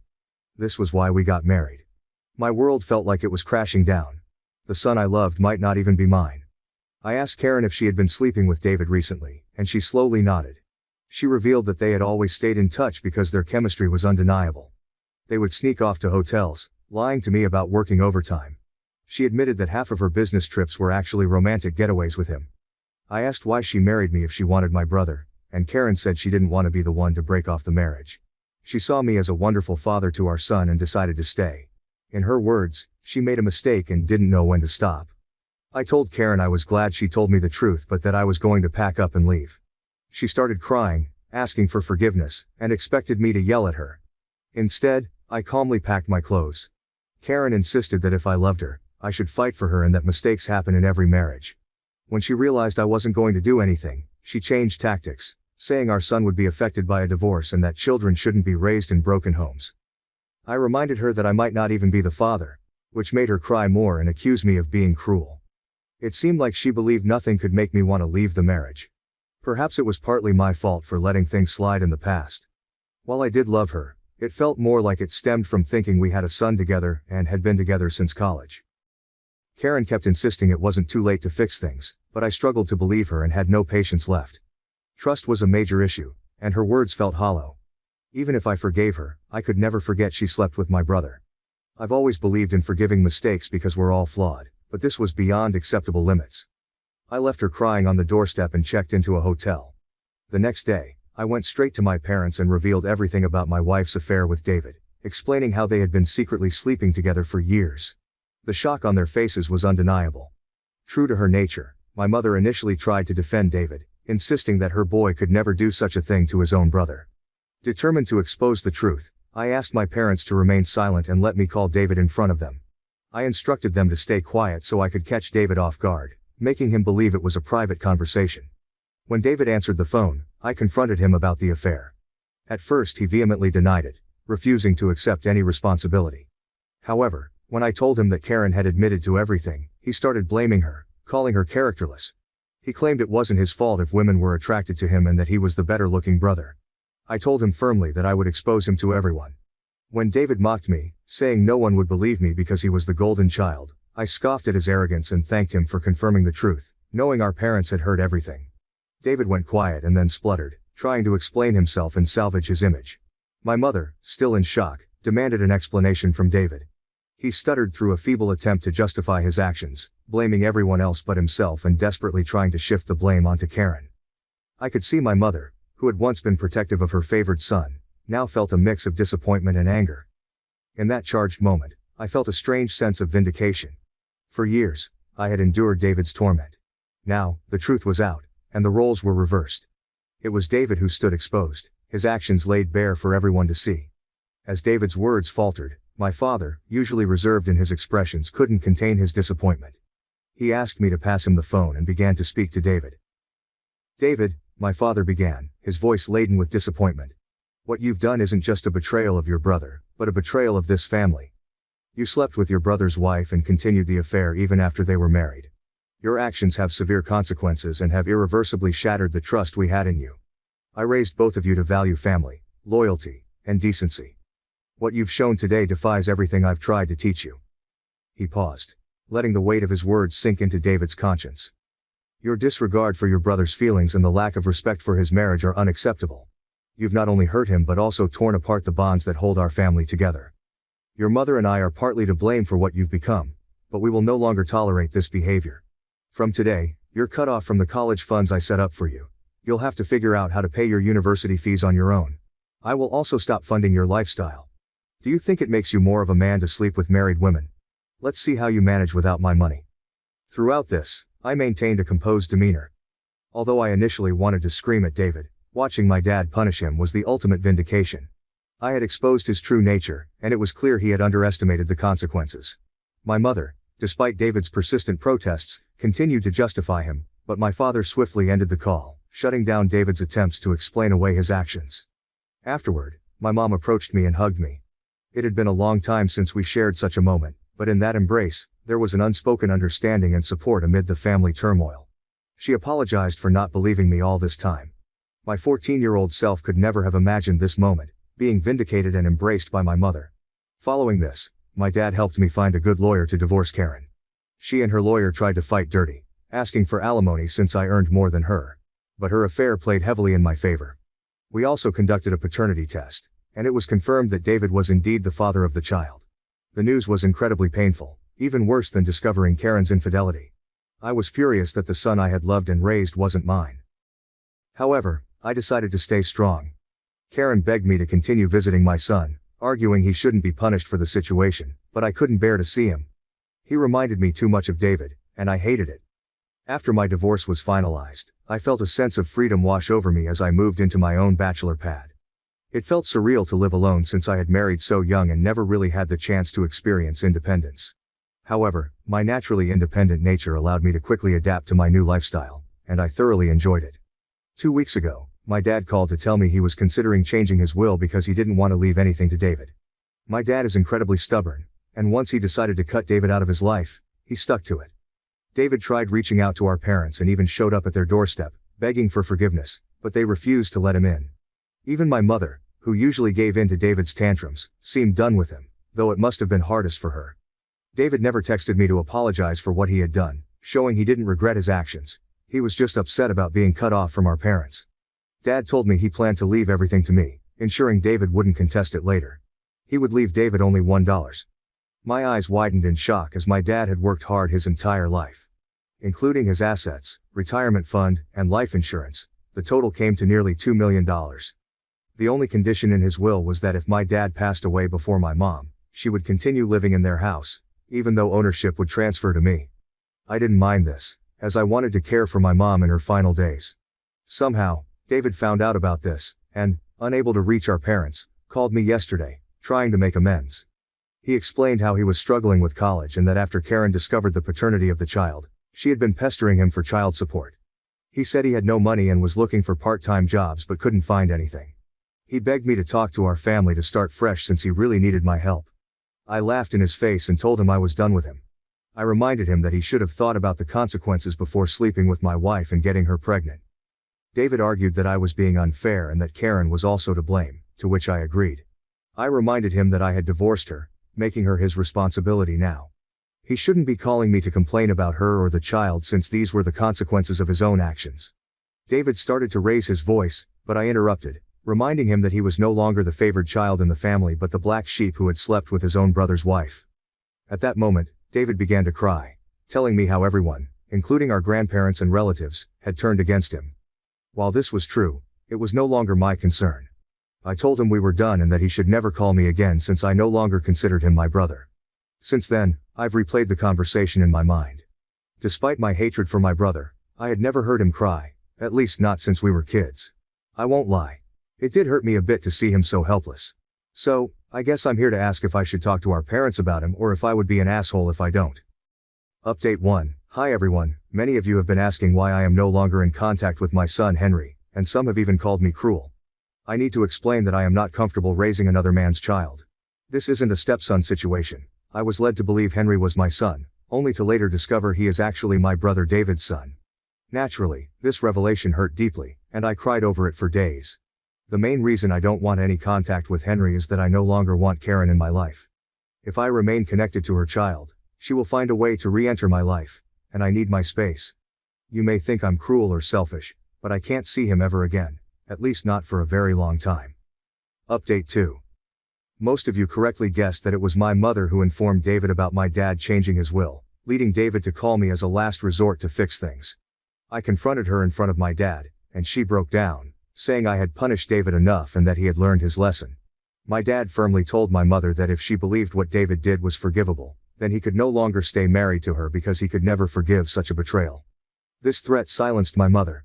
My dad made it clear that if she ever talked with David again and we found out, she could pack her bags and leave. As I mentioned, my dad is very stubborn. Hopefully my mother will learn from her mistakes. Update 3. Reddit. It's been 5 months since my last update. My relationship with my parents has improved over the past few months. My dad and I go golfing every weekend, and he treats me more like a buddy than a son. Although my mother misses David, she has stayed away from him. The last I heard about David was from my cousin, who said David had been asking everyone for money, and eventually had to drop out of college because he couldn't afford the fees. He and Karen are living together, and he has a part-time job as a mechanic. Apparently they are raising Henry together, which is a good thing I guess. I never discuss David with my parents, and they don't bring him up either. For everyone asking, I am doing quite well. I was promoted at my job 2 months ago, so my salary has significantly improved. I haven't been dating anyone as I feel I still need time and space to heal. I've been going to therapy, so we'll see how that works out. We annulled our engagement because my fiancé valued friendship more than love when I asked his best man to wear a tuxedo. I, 26, am getting married to Mark, 28, a handsome, responsible, intelligent man with a kind heart and a great sense of humor. My sister Jennifer, 23, is going to be his best man. Jennifer is best friends with my husband Mark, 26. He's known her more than twice as long as he's known me. We only really met and talked at any length about 3 years ago or so. They were co-workers together at her high school job, and she's been a part of his gaming group since then. They went to the same college, and they're co-workers again now working for his friend John's, 42, company. Mark was in college for the better part of a decade getting 2 undergraduate degrees and his PhD, and Jennifer ended up doing the same major as him, likely due to his encouragement. She's thinking about her master's in the same field, but they both work full-time now. In addition to being co-workers and playing Dungeons and Dragons together, they also game online, and they hang out all the time. They've gone to conventions together, either as part of a group, or just the two of them. They do local classes and events together, and Mark helps Jennifer with her photography and editing. While she has a solid full-time job she likes, Jennifer still has aspirations of being a model, influencer. She loves fashion, and she's also into cosplay. After we got engaged, we were at a family dinner, and I was talking to Mark about the wedding party, and I mentioned that even though I have 2 sisters, I wanted my own best friend Helen, 26, to be my maid of honor. Mark said that was great, because he actually wanted to ask Jennifer to be his best man. Jennifer immediately and enthusiastically agreed. Being a female best man is just the kind of thing she'd love. Obviously, even if that meant she wouldn't be one of my bridesmaids. She also knew that between our other sister and some of my friends I had too many people who needed to be bridesmaids, and Mark was worried about being short on groomsmen. This was all fine and well until later on when we were talking about what people were going to wear. I picked out my dream wedding dress, and I coordinated the bridesmaid dresses, and Mark was going to have his groomsmen, most of which were other gaming buddies in tuxedos. I had to talk him out of putting them in cosplay/Ren Fair stuff. However, Jennifer was going to wear a dress. Jennifer is a very tall, very attractive woman, and to be perfectly frank, she has a large chest. The dress that she wants to wear was designed by one of her friends online, and while it's not white or anything, it's mostly red and black and pretty well matches the other groomsmen, and it's formal and fancy. It definitely shows off her figure. I wouldn't say in a slutty way at all, but it just does. She would also, as the best woman, stand out from the other men on the groom's side, especially in the heels she wanted to wear with the dress. After dropping a few hints here and there and broaching the subject of each side of the wedding party matching in women's tuxedos, I gently requested that Mark have Jennifer wear a tuxedo rather than the dress and shoes she wanted and he had previously liked. When they gave me pushback, I pointed out to Jennifer that she might be too exposed, or she might distract people with such a flashy dress. Jennifer gave me a dirty look and said half under her breath, "Are you fucking serious?" And before I could react, she just said, "Fine. Fuck it. You're the bride. I'll wear the fucking tuxedo." Mark sighed and half said some things about it being ridiculous, but then when I asked him what he said he just said, "Okay, it's whatever, it's fine." Since then, Mark and Jennifer have been passive-aggressively making fun of my concerns, with them doing things like Mark comedy ogling her chest, or her making all sorts of boob jokes. She's done things like ostentatiously covering up her chest with her hands when she moves past people while saying things like, "Gotta guard the girls, wouldn't want to knock anyone over." Both her and Mark keep making fake Freudian slips about her chest or her figure, and Jennifer even pretends to lose her balance and fall over because her boobs were too heavy. They pretty much just do this when I'm around. They seem to think it's hilarious. They've made it very well known that Jen is really disappointed about not getting to wear the dress and that her seamstress friend is upset about it too, and Mark has seemed a bit distant and disinterested in wedding planning. I was looking over some tuxedos for women and making some suggestions to Jennifer about ones that aren't too tight in the chest or hips, and she just showed me the one that she had already picked out and said, "Is this fine, or did you want to further micromanage my specific tuxedo?" We started to get into a fight, and she accused me of being a bridezilla. When I told her she was being a bad sister, she said that she wasn't the one who was being body shamed and told what to wear. I told her my requests weren't body shaming, and she said that they were the same thing. My parents completely took Jennifer's side and said that I should just let her wear the dress. Obviously, she showed it to them too, and they thought it was beautiful. They like her friend too, and her friend has done clothing and costumes with her before. My father said that I should at least stop bothering her about the tuxedo if I'm going to make her wear one, and then I should just let her go with the one she picked. The one she wants though is very high visual impact and it is also very tailored. She said she can match it to the colors, but I feel like she'd still stand out. When I tried to get Mark to weigh in on this, he just said, "It's your wedding, do whatever you want." I guess I'll tell her to do whatever you want. And I obviously don't feel like he's very invested. I feel like he's not on the same page, but he just doesn't want to argue.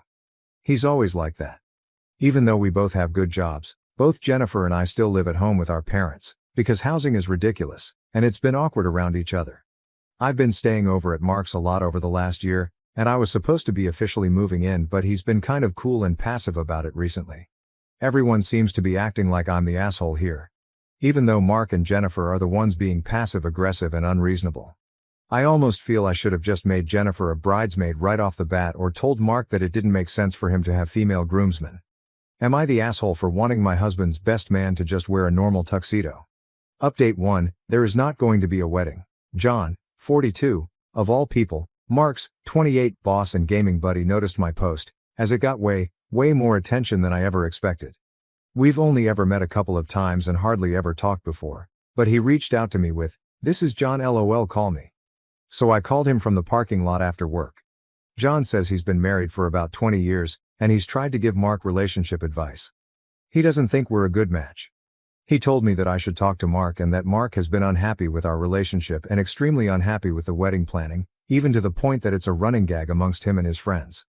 I got into it a bit with John, because to be fair to me, Mark's ideas have been ridiculous. Just some of the things he asked for, and which John, Jennifer, 23F, and his buddies thought would be cool. He wanted the wedding party to have custom swords, daggers and amulets. He wanted them to have the swords during the ceremony, and he thought people would like fantasy amulets. Mark had told me that John was willing to pay for the bridesmaid dresses if we had them done by Jennifer's costumer friend. I told him no, because I wanted normal, nice bridesmaids dresses from someplace reputable and that the bridesmaids could buy them themselves. John told me that he had offered this as a bit of a bet with Mark. Mark wanted to serve meat at the wedding. He said that his friend, John, could provide it and that he made meat in his basement and had tons of it. I obviously said no, because why would I want meat at my wedding, never mind some guy's basement meat.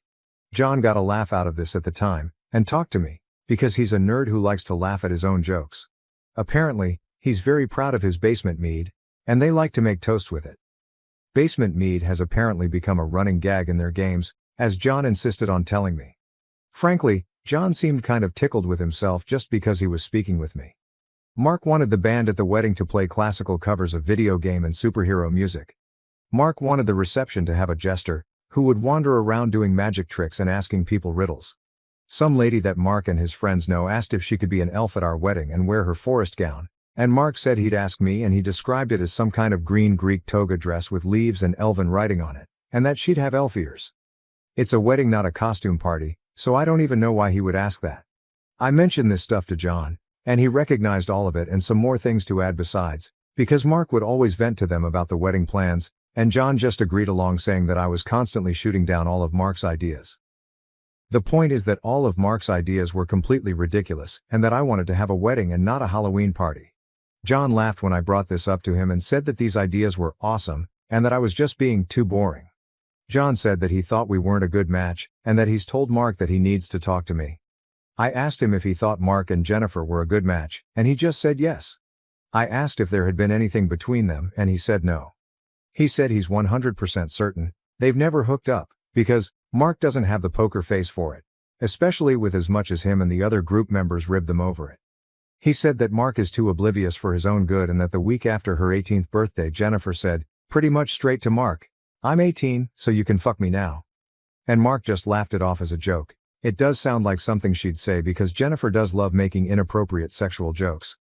John thought there was more to it though. They've had their characters date each other in games. He said they've been the very model of chastity since Mark has been dating me. Once at an event, Jennifer was supposed to kiss Mark, but instead she kissed the palm of her hand and then had him kiss her palm. John is fully confident that neither of them would cheat. I went over to Mark's house, because he hadn't called or texted in a while, and he basically confirmed everything John said. Mark said that I stressed him out when I was over, and he wasn't sure about me moving in because thinking about it gave him anxiety. He didn't like any of my ideas for our house. It was his childhood home, and he's resistant to changing anything. He just has his stuff everywhere and wherever. He kept trying to talk about giving me some rooms, or some space, when it's supposed to be our home where all of the space belongs to both of us. He was extremely frustrated about the wedding planning, and he felt like he didn't have a say. He said the dress Jennifer wanted to wear was just about the final straw, because I told him he could pick the outfits for the groomsmen, and I told him Jen could be in a dress as long as it matched. She really loves the dress, and she got it from her friend. She and John and apparently all of his buddies warned him that I'd find some way to have a problem with it. He says that I talk him in circles whenever he tries to choose or change anything, even though all of his suggestions are ridiculous.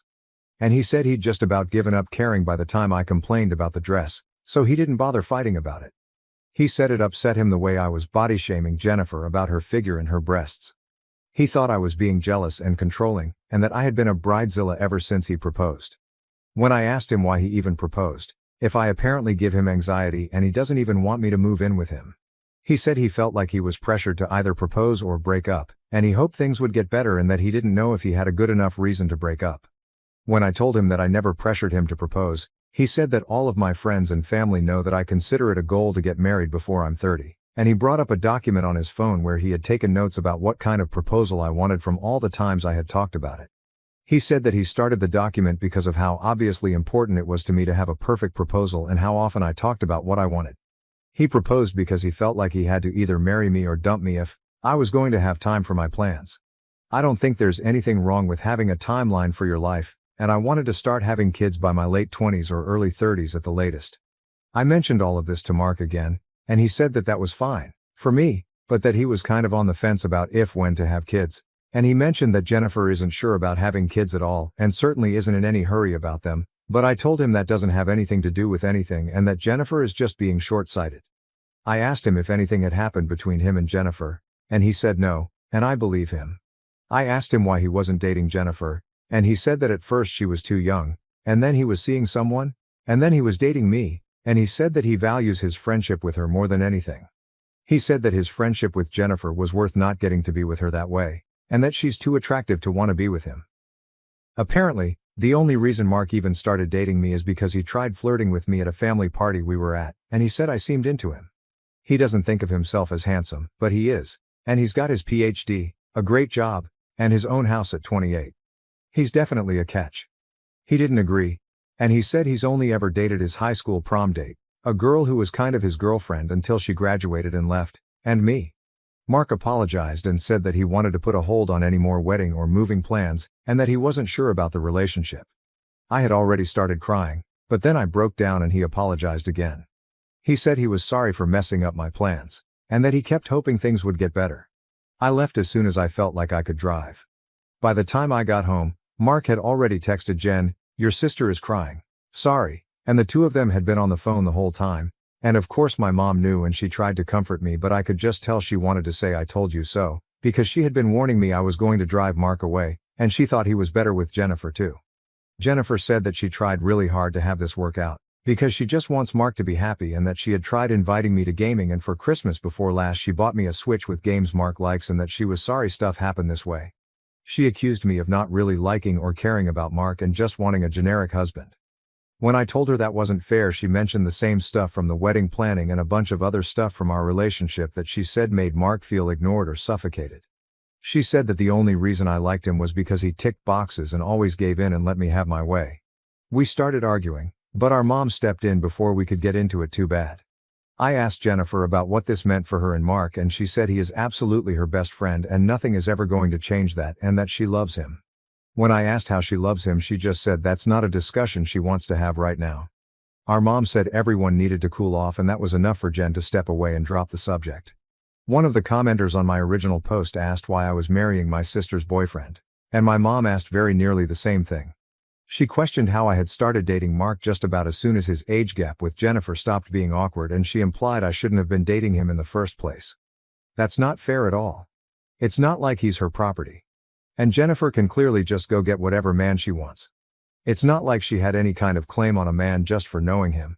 Even while she was trying to comfort me and saying that things will be all right, my mom wouldn't stop implying that I was wrong for going after Mark in the first place or criticizing me for how the relationship went. She said that Mark wasn't the man for me, and I could tell she meant that he belonged with someone like Jennifer, as if I'm not good enough or what I want doesn't matter. And then I caught her talking to Jen about how things should be fine and how she should try not to be too mad at me as if I was the one in the wrong or I should be apologizing to her. Jennifer just kind of went on like normal and went ahead and went to go game with Mark and her friends the next day. I know they've been chatting online like normal. I gave Jennifer Mark's ring to give back to him, And then I had a missed call from him while I was in the shower and a text that said, "Okay, I guess we are broken up then. I'm sorry. I don't know if I messed this up or if everyone else were the assholes here. Sorry this was so long. A lot of stuff has come out.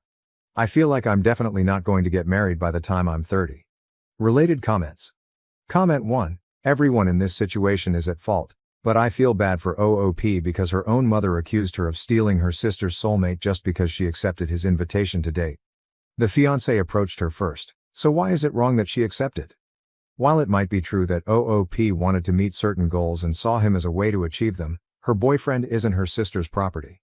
He asked her out and then proposed. Why is she being villainized for thinking they were in a mutual relationship? Comment 2. Seriously, Mark is the biggest villain in this story. He essentially said, "I have a crush on this underage girl at work. I'm going to befriend her and then date her older sister because she's the closest approximation I can get." He told OP he loved her and wanted to spend their lives together when he proposed. But behind her back, he made fun of her with his friends, knowing he'd rather be with someone else. He wasted her time and used her plans to marry by 30 against her. Nobody in this situation is nice, but Mark caused most of the suffering. Comment 3. Everyone in this situation is exhausted. Both people in the relationship aren't compatible, and those around them aren't great either. It's truly one of those, everyone sucks here moments. After being married for nearly 35 years, I discovered that my husband had a side piece for 2 years.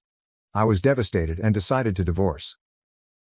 I've been married almost 35 years, yes, to the same person.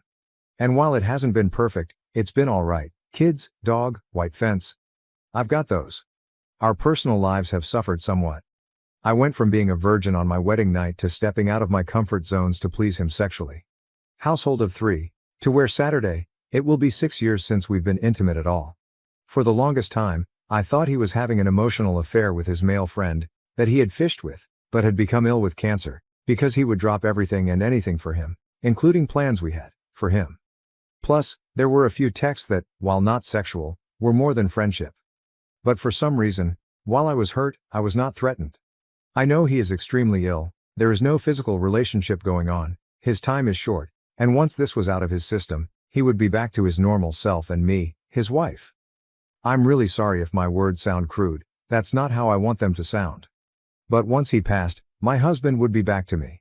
So I was gone this past week, dog sitting, house sitting for my sister, and got home last night to check the mail. There was a blank envelope with everything typed. Inside was a short note, picture above.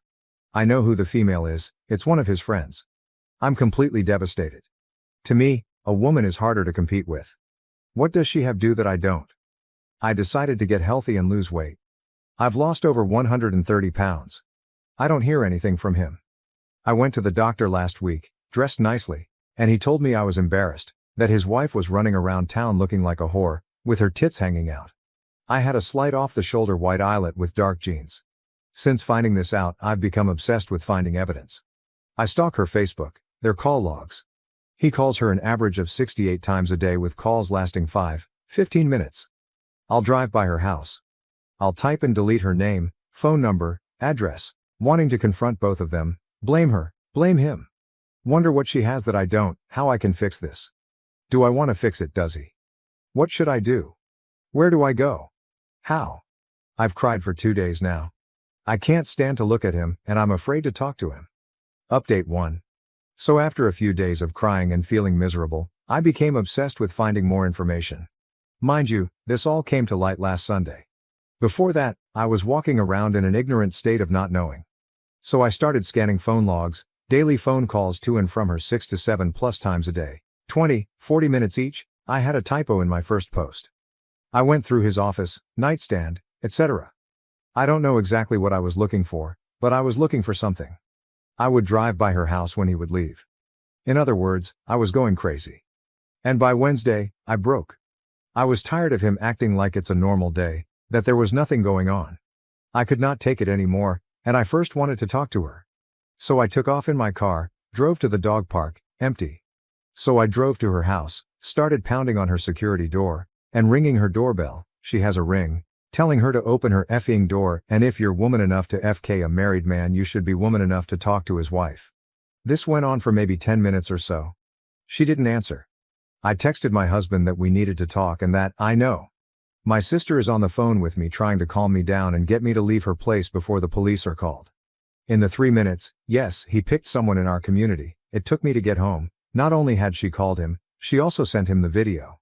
So I confronted him, somewhat. It was more like he gaslit me the entire time. He said, "Get your ass in the house, I can't believe you did something so effing stupid," etc. And turned it around on me. "You're always sitting on the couch unless your sister invites you out." And he didn't deny he was with her, "It's none of your business." When I asked if he would stop seeing her, he said he would not give her up. She is a good friend of his. And the biggest smack in my face, he wants me to apologize to her for embarrassing her in her neighborhood. And I guess she is talking about filing a restraining order against me. So Thursday and Friday, I finished my pity party, and Saturday, I started doing things I never thought I would have to do on my 35th anniversary. I reached out to divorce attorneys. They were closed but filled out the forms for consultations. I also started a resume and applied for jobs, but after not working for 20 plus years, what kind of work am I going to be qualified for? I stayed at my sister's this weekend. I needed the change of scenery between his attitude, the not happening anniversary, and the funky feeling I needed a break. Update 2, so it's been about a month since I found out about his affair. It still sucks. And I'd like to say I've totally gotten over him, but one doesn't turn off feelings like a light switch. At least I don't. And sometimes, I think, maybe we can fix this, but then he does something awful again, and I'm back on track with my plans and goals. So I've set goals for myself and have been working towards them. My first one, get a job. I was a housewife for 99% of my marriage. Not only did I get one, I found two that I can work at the same time. I opened a secret account, not in my name, and am stashing all my extra money in it. He controls all the house money tightly, so I have to get creative. He knows about one job, not the other one though.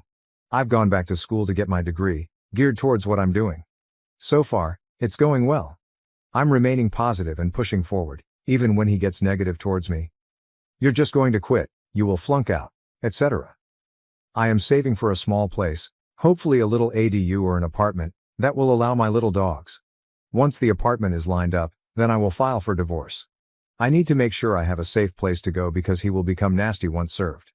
So far, things are calm here. I don't ask about her, although they still speak daily, and I'm sure they are hanging out. In our community, it's like he is trying to rub my nose in it. The thing is, I'm not letting him know or see that it's bothering me at all, which in turn is bugging the crap out of him.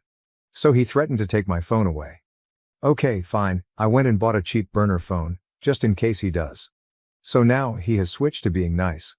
He has bought parts for my car, paid the labor, bought my scrubs and equipment I need for work and school. He asked for a list and bought it. It's times when he's nice, I think there might be hope for us. But as long as she is in the picture, nope. Then he turns back into the ass again with empty threats, knocking down my confidence, and I'm back to counting months until I can move. Update 3. I'm still on my phone and just worked an overnight shift, so I'm tired.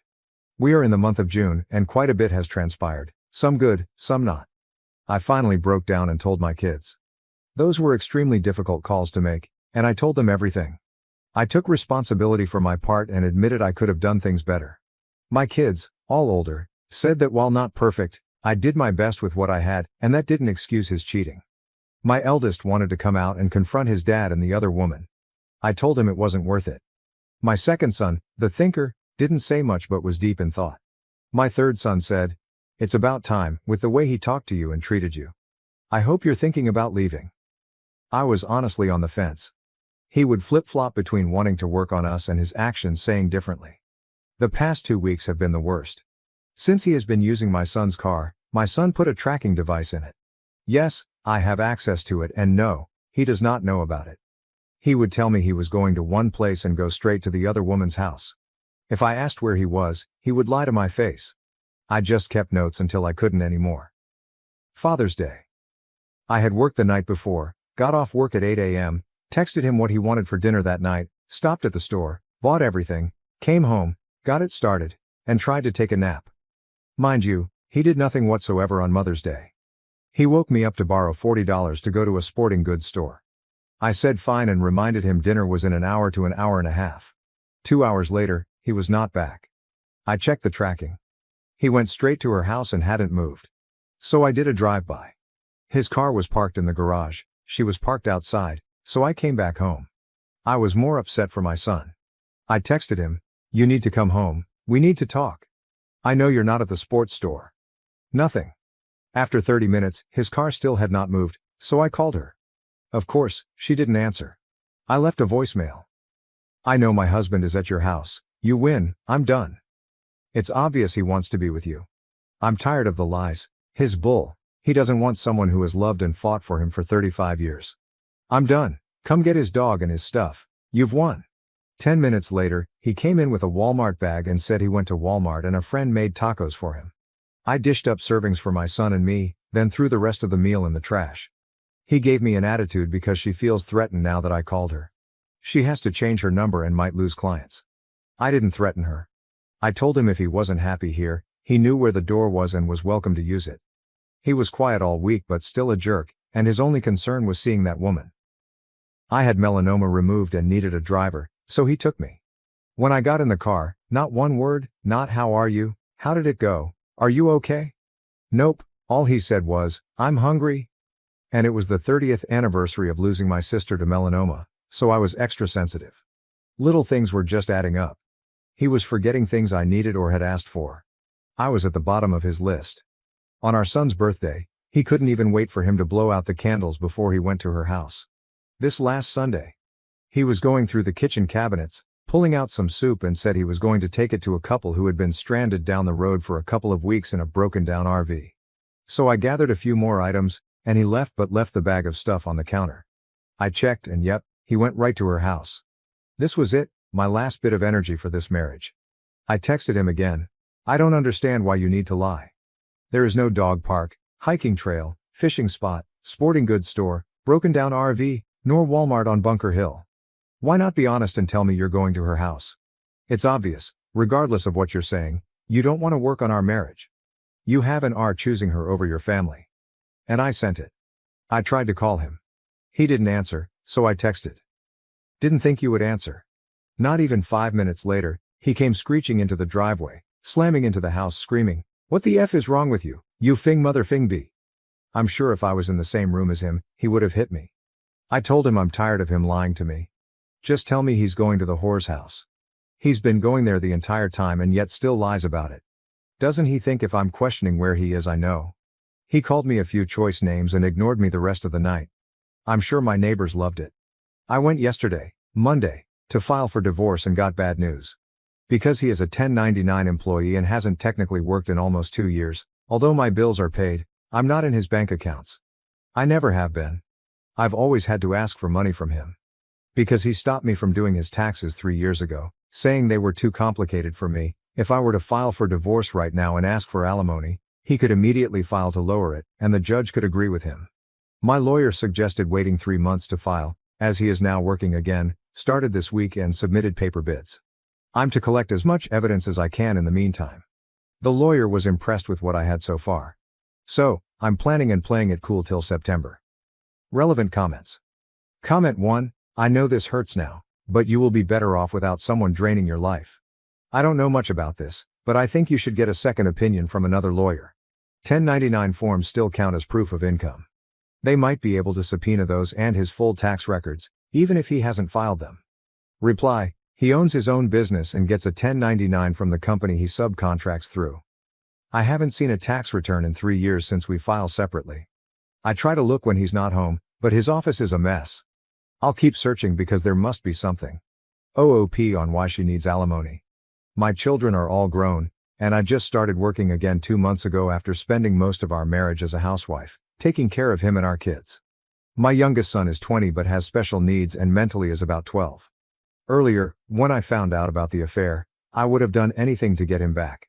Now, no, I don't want him back. I deserve better. OOP on securing legal documents. All those documents have been moved to a safe place since April. OOP explains why she is waiting until September for alimony. I've lasted this long and honestly, if I left now, I couldn't afford a decent place with my son, even with my job. After everything I've done, including caring for his mom, helping with his business and running the home, I deserve it. I just want what's fair to get a safe place for my son. According to the lawyer, it could mean the difference between $500 a month and $4,500 a month. These are rough figures, But it's a substantial difference. I have 2 weeks to escape my controlling and abusive husband before he returns from a business trip. Throwaway account as my husband and in-laws are following my main. I, 29F, have been married to my husband, 30M, who I'll call Alex. Alex and I met in college during our freshman year. We started off as just friends and got married 7 months ago. I've gotten along with his family, but we aren't super close, but we're friendly enough. The problem is that Alex has begun to make me incredibly uncomfortable. Firstly, he's begun to ask me who I'm meeting with, where, what we plan on doing, how long every single time I leave the house without him. At first I just thought he was being protective and a good partner just in case something happened, but then he started checking my phone after the visits, vetting and researching each of my friends as well. He also has been pursuing me to link my bank account to his, as he's in charge of the finances when he was perfectly fine with keeping them separate before. We fight about it almost every day. Finally, yesterday, when he was preparing to go on a work trip for 2 weeks in California, he demanded I wear a tracker so he could keep an eye on me while he's gone. I can't do this anymore. I feel like I'm suffocating, and his family, who I've spoken to about his worrying behavior, just said he's being careful and protective as a good husband should. I need to gather my things together and find a way to be gone before he gets home without tipping him off. He's always threatened that if he ever found me cheating on him, he'd turn in divorce papers the same day. He keeps a filled-out copy on his desk. I'm going to submit those the day I leave, but there's so much to do. Bergen, finding a new place to live, seeing if my job has any transfers available, packing and moving in 2 weeks. His return flight is on May 11th, so I need to move quickly. I'm posting here because I don't have any close family, and I can't risk dragging my friends into this as we share the same friends. I just needed a place to vent and ask if anyone has any advice on the easiest and safest way to do this. Edit. Oh my god, you guys are amazing. I never even thought to not use his divorce papers. I'll check for cameras before I start any packing or prepping. I may also shred his divorce papers just in case and look into getting a lawyer for myself. I'm in a no-fault divorce state, that much I remember, which will help. I'll update again when I know more. The tracker he wants me to use is a small clip to put on the belt or waistband. I'll wear it unless I'm going or doing something related to me leaving. No pets yet, thankfully. Update 1. So I've gotten a lot of support and helpful advice along with questions I thought I should clarify before I proceed with the update. Some asked why I'd be hiding things from Alex regarding going out and who I'm meeting with. I don't, and I have nothing to hide. However, when he begins to double-check everything I tell him with the other people there, right down to each person I talk to and what I said. Did I send any text messages? Did I order food? How much did I eat? That's when it started to feel like I was slowly being pushed into a corner. It didn't start that bad, but gradually grew worse over time. All of the Reddit subs my in-laws' families are part of are related gardening and DIY, so I highly doubt they'll see this. If so, by the time they do, I'll hopefully be gone. I talked about my job and explained things to my manager. And they promised to look into openings in other states to see if they could get me into one. They'll have an update on that in 3 days. I trust that my bank account is secured, considering he's tried to get into it before and failed. I found one camera in the kitchen, another in the living room, and one in our bedroom. As such, I've left them in place for now and done all other planning, either in the bathroom pretending I'm taking a bath. I'm honestly staying away from the domestic violence services as my sister-in-law is unfortunately higher up in those, considering she volunteers there, and I have a feeling if I did show up there, they would know in a heartbeat. I can't look for apartments until I get the update from my work, but either or I'm still going to be leaving the state. The day before I do, I will be changing my number carrier and wiping my laptop and all of his electronics before I do. I've met with 2 lawyers so far and had them look over the paperwork. My husband had prepared and both said that it did have some clauses in it. That could have caused me some trouble down the line. What alarmed all of us was the fact that several of those clauses dealt with future children, and not as a hypothetical. Like several hair suggested, I have a feeling he fully intended on getting me pregnant to keep me trapped and tied to him. There are 3 other locations my job could send me to, and I have. As a precaution, I began looking into all 3 cities and housing in the areas. Just in case one of those, this is the one they send me to. Even if they don't have an opening that they can push me into, then I will just have to quit, move and figure things out on my own. I have enough money to live and survive for a few months until I can pick up another job. Unfortunately, all of our friends are mutuals and would likely be unaware of the consequences of saying or sharing anything I do or say with my husband. I don't have any surviving close family, and obviously my in-laws are not a good resource to rely on. I am on my own, unfortunately, other than the wonderful bonds I've begun to make here. I will update again if I get more information or something else happens. Otherwise, all updates when my work gets back to me. I do plan on leaving before he returns though. Just to make sure that I'm not anywhere near here at that time. Update 2. Good news. My work has an opening I qualify for that will not only shift me across the country, but also comes with a salary increase as well. I've started telling my in-laws and friends that I'm planning a surprise outing for when my husband gets back for just the two of us. This way, people don't give me odd looks if they see me out and about. I've even gone as far as asking Mill to show me his favorite recipes. Meanwhile, I've found a moving company that, while small, is willing to work in a storm. The reason is in 5 days, we're supposed to get hit with a large storm front. I plan to shut off the breaker and say we lost power if he asks, just as several people here suggested, and even send him a short clip of the storm. I will have all of my stuff moved that afternoon, and I will be flying out once the weather has cleared enough to do so. I have a lawyer who will push my divorce through, and I've filled out the necessary paperwork so that I don't have to be here for it. I'm not suing for assets or alimony, and I've shredded his divorce papers as well. I've set up a cheap phone plan through Cricket until this is all said and done, at which point I will find a new carrier, number and phone. This one is being wiped and left behind. My laptop is provided by my work, and the IT department inspected it thoroughly and it was clean, thankfully. No other electronics aside from my laptop and new phone will be coming with me. If Alex needs to talk to me, he can do it through my lawyer. Not sure if anything else will happen. My fingers are crossed that he doesn't think anything's amiss until after I leave, and I'm not turning the breaker back on when I do. He can when he gets home. My work is covering the plane ticket, so that at least is one expense I don't have to finagle in. Update 3. It's been a busy week, but I've gotten so much done. Firstly, I am now out of the house and am currently in a hotel while I look for an apartment. It's a big city, bustling with people no matter where you look. We had a pretty bad storm system hit back home, that actually lasted 2 days. High winds, thunder, lightning, and even hail everywhere. I didn't take much from the house: my documents, clothes, and important sentimental items. I left all of the furniture and electronics behind. I cleaned the house top to bottom and took pictures on my phone so he couldn't claim I damaged anything when I left. My lawyer has already started divorce proceedings, and my husband will be served on the 8th. His plane is due to land early in the morning, and the sheriff will be there at the house waiting for him. He is very much about public appearances and reputation.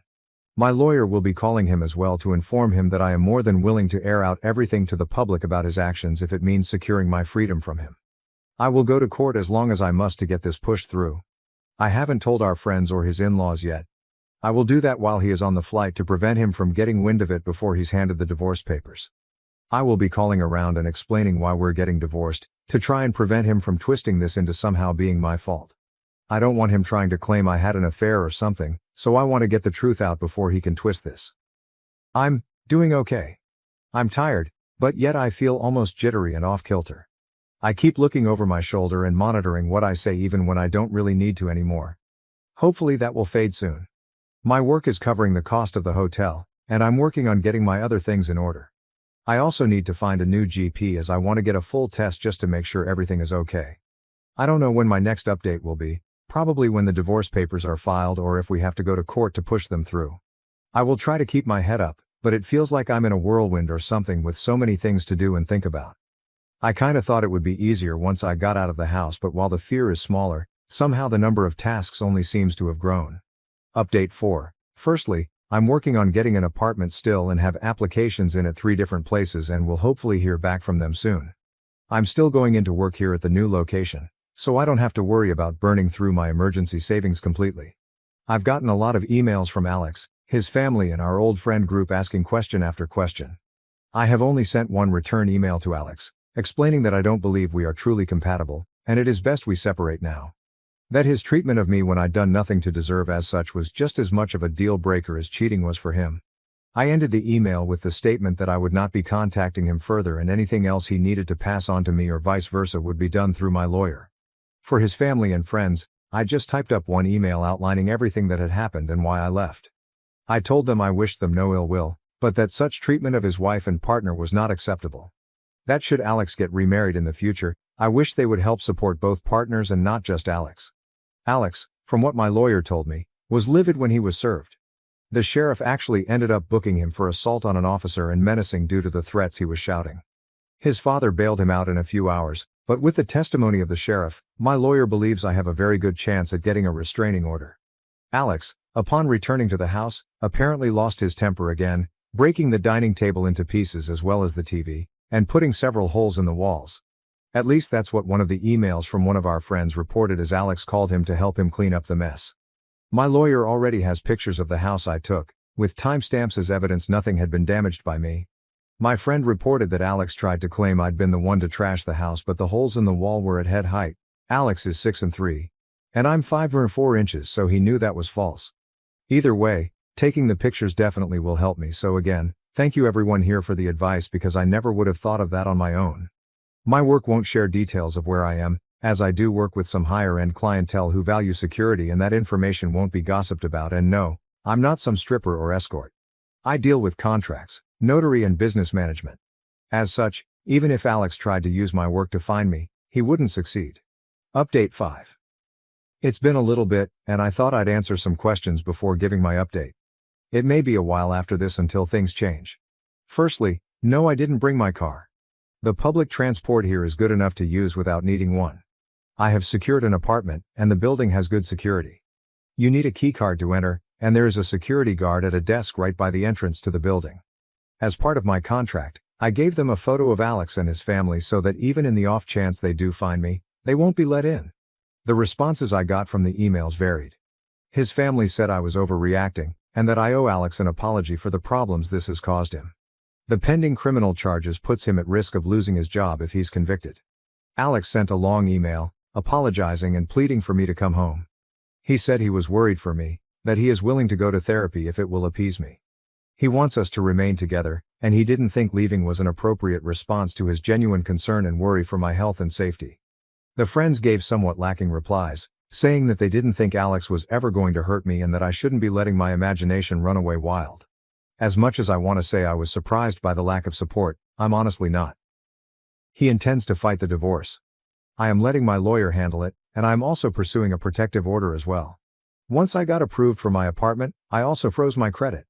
I've changed my phone carrier and number, as well as making sure none of my documents list Alex as next of kin or POA. Some have asked why I was so paranoid about Alex and his possible future actions. The answer for that actually is somewhat simple: my grandmother. I love that woman to bits. As a teen, she explained why my grandfather was never around. He was extremely abusive and manipulative, and her generation didn't allow divorce really. She wouldn't have been able to buy a house or get a good enough job to support her and my mother on her own. As such, she endured it, shielded my mom as she could until my grandfather died. When I felt like I may have been overreacting, I remembered how she'd said she'd always wished she'd been able to see grandfather for what he was early on when she may have been able to annul the marriage. I don't know when I'll update again, maybe when the divorce goes through or if something big happens, but until then, I'm just trying to keep my head above the water. Update 6. It's been a month since my previous update, and I wanted to share some of what's been going on in the meantime. The divorce is proceeding, but even though I don't need him to agree, and he's not, it means I have to go through the courts to get it approved. As such, it could be upwards of 6 months to push it through, even though I'm filing without attempting to claim property, alimony or compensation. I just want a clean break and separation. Alex has attempted to use our friends to reach out to me, as he doesn't want to use my lawyer for communication. He's saying it's disrespectful and cowardly to hide behind my lawyer and not meet him face to face. Alex wrote me a letter that he did pass off to my lawyer, but the contents were him justifying his actions and claiming that in today's time it is dangerous for women to be on their own, which is why he was so intent on trying to keep me safe from harm. He wanted me to understand that he was trying to protect me as best he could and was hurt that I would just lie to him and hide my actions from him related to my dissatisfaction with our marriage and my moving. I didn't reply, because at no point did he apologize. All he did was turn everything around on me as I was being overly dramatic, emotional and cowardly. There was a second letter with Alex's from my cell. Her letter was honestly disturbing and completely justified my misgivings regarding approaching her in any kind of professional capacity. She spent 5 paragraphs detailing how Ariel's abusive relationship looked like and that Alex was the furthest thing from abusive. The details she included were all related to financial abuse and physical abuse, nothing like what Alex had been doing. She stated that my attempts to smear her brother's name for attention and clout made me the abuser, not him. I haven't really been able to process that, admittedly. Part of me can't help but wonder if she's right. I mean, I blindsided him by leaving as I did and am refusing to speak with him at all. My old boss recommended that I look into getting into therapy after I moved, and I think I need to. I've had a hard time adjusting to being on my own. I keep censoring myself and haven't even gone out to eat yet. I always end up worrying about what if someone sees me, what if I get in trouble for spending my money on something frivolous. My lawyer is continuing to fight for the divorce, and I shouldn't need to be physically present in court. Any meetings needed between me and the judge can be done via Zoom. I'm trying to avoid confrontation with Alex and his family for now as much as I can and pass both letters to my lawyer in case he needs them. Our friends are mostly trying to avoid taking sides still, and I'm honestly approaching the point of just letting them go as well. I'm tired of fighting for them to understand at this point. I don't know if anything is going to happen, so my next update may not be until around mid-November, depending on how long it takes to push the divorce through. Work is going well, and it's helpful to have something familiar to anchor my day-to-day life when so much has changed and is changing even now. I broke up with my girlfriend because she wanted to stay a virgin. Now she wants to get back together but had sex with someone else during our breakup. I, a 23-year-old male, met my ex-girlfriend, a 21-year-old female, 3 years ago. We lived on campus at university in different halls of residence. After a few months, we got together and for the most part had a very happy relationship. There was always one issue though. My ex grew up in a very religious home. Her father is a pastor. She has been open with her family that she does not share their faith. They weren't happy about it but accepted that she has to make her own choices on that. Nevertheless, I think some of that religious upbringing was still in her mind. I grew up in a different religion but was never very serious about it and am no longer religious. Our relationship was pretty normal except that she told me very early that she was a virgin and wanted to stay that way until she was married. It wasn't for religious reasons, as I mentioned she isn't religious. But she was very focused on not disappointing her dad. We did other sexual things, just not intercourse. I never had much luck with girls growing up and going into the relationship I was a virgin. And I still am, at least if you classify being a virgin as never having had intercourse. Anyway, I was becoming more resentful of the fact that everyone I know was having normal sexual relationships and we weren't. I couldn't understand why she didn't want to have a full sexual relationship, though of course I never pressured her about it. I felt that while I was at university and pretty broke, getting married was something for the future. Last year, I was in my last year of university and she was working in her first professional job. Her degree was shorter than mine, so she finished university first despite being younger than me.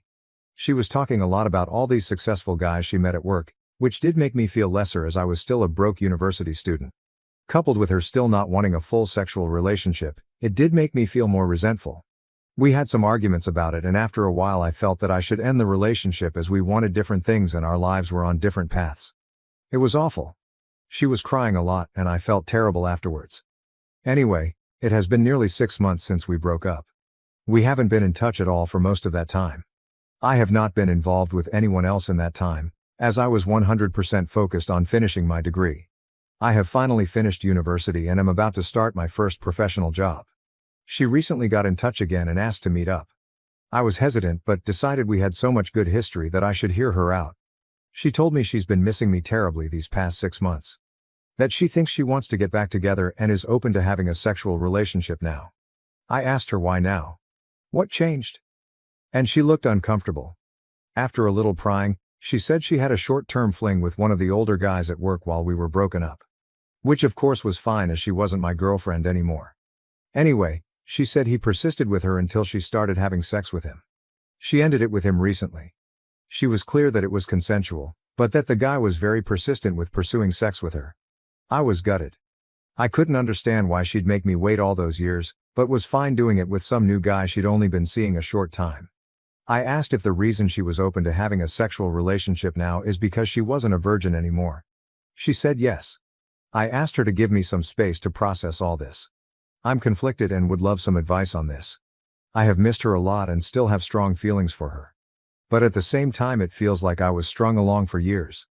It's hard to put my finger on why I don't want to take her back. Everything logically makes sense for us to get back together. I'd even get to finally have a sexual relationship with her. But I feel awful about this whole thing and don't want to ignore those feelings. Some of the comments are being very harsh on my ex. And I guess that's not surprising. You don't know her. She's not some evil manipulative villain. At all. I would never have been with anyone like that. She's still the funny, smart, charming, beautiful girl I always knew. Any guy would be lucky to have her. I would be too if I could handle the baggage here, but I'm thinking I probably can't and a clean break is the way to go.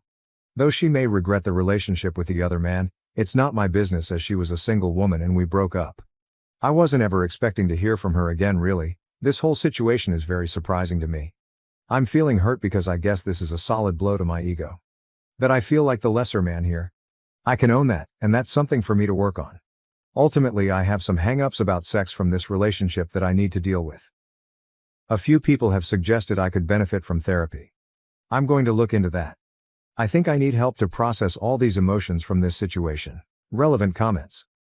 I would ask her why she was willing to sleep with this guy after such a short relationship, but after 3 years she was not willing to sleep with you. OP's reply, I think this is the right question. Because I don't know why, she didn't say. All she said was that the guy was persistent. I'm torn about whether to simply text her that I don't want to rekindle things and leave it all in the past. Or whether I should ask more questions about what happened. Because this hurts. I don't know if I'm ready to get details of her relationship with the other guy. Sometimes I just feel like I'm stunted in some way. A few comments have said I'm immature and they're probably right. I know I'm the one who ended the relationship and that she's entitled to do what she wants with anyone else. Still doesn't make it hurt any less. And maybe it's just best to say goodbye and leave all this in the past. Update 1. Hello again. I appreciate people taking the time to comment on my last post.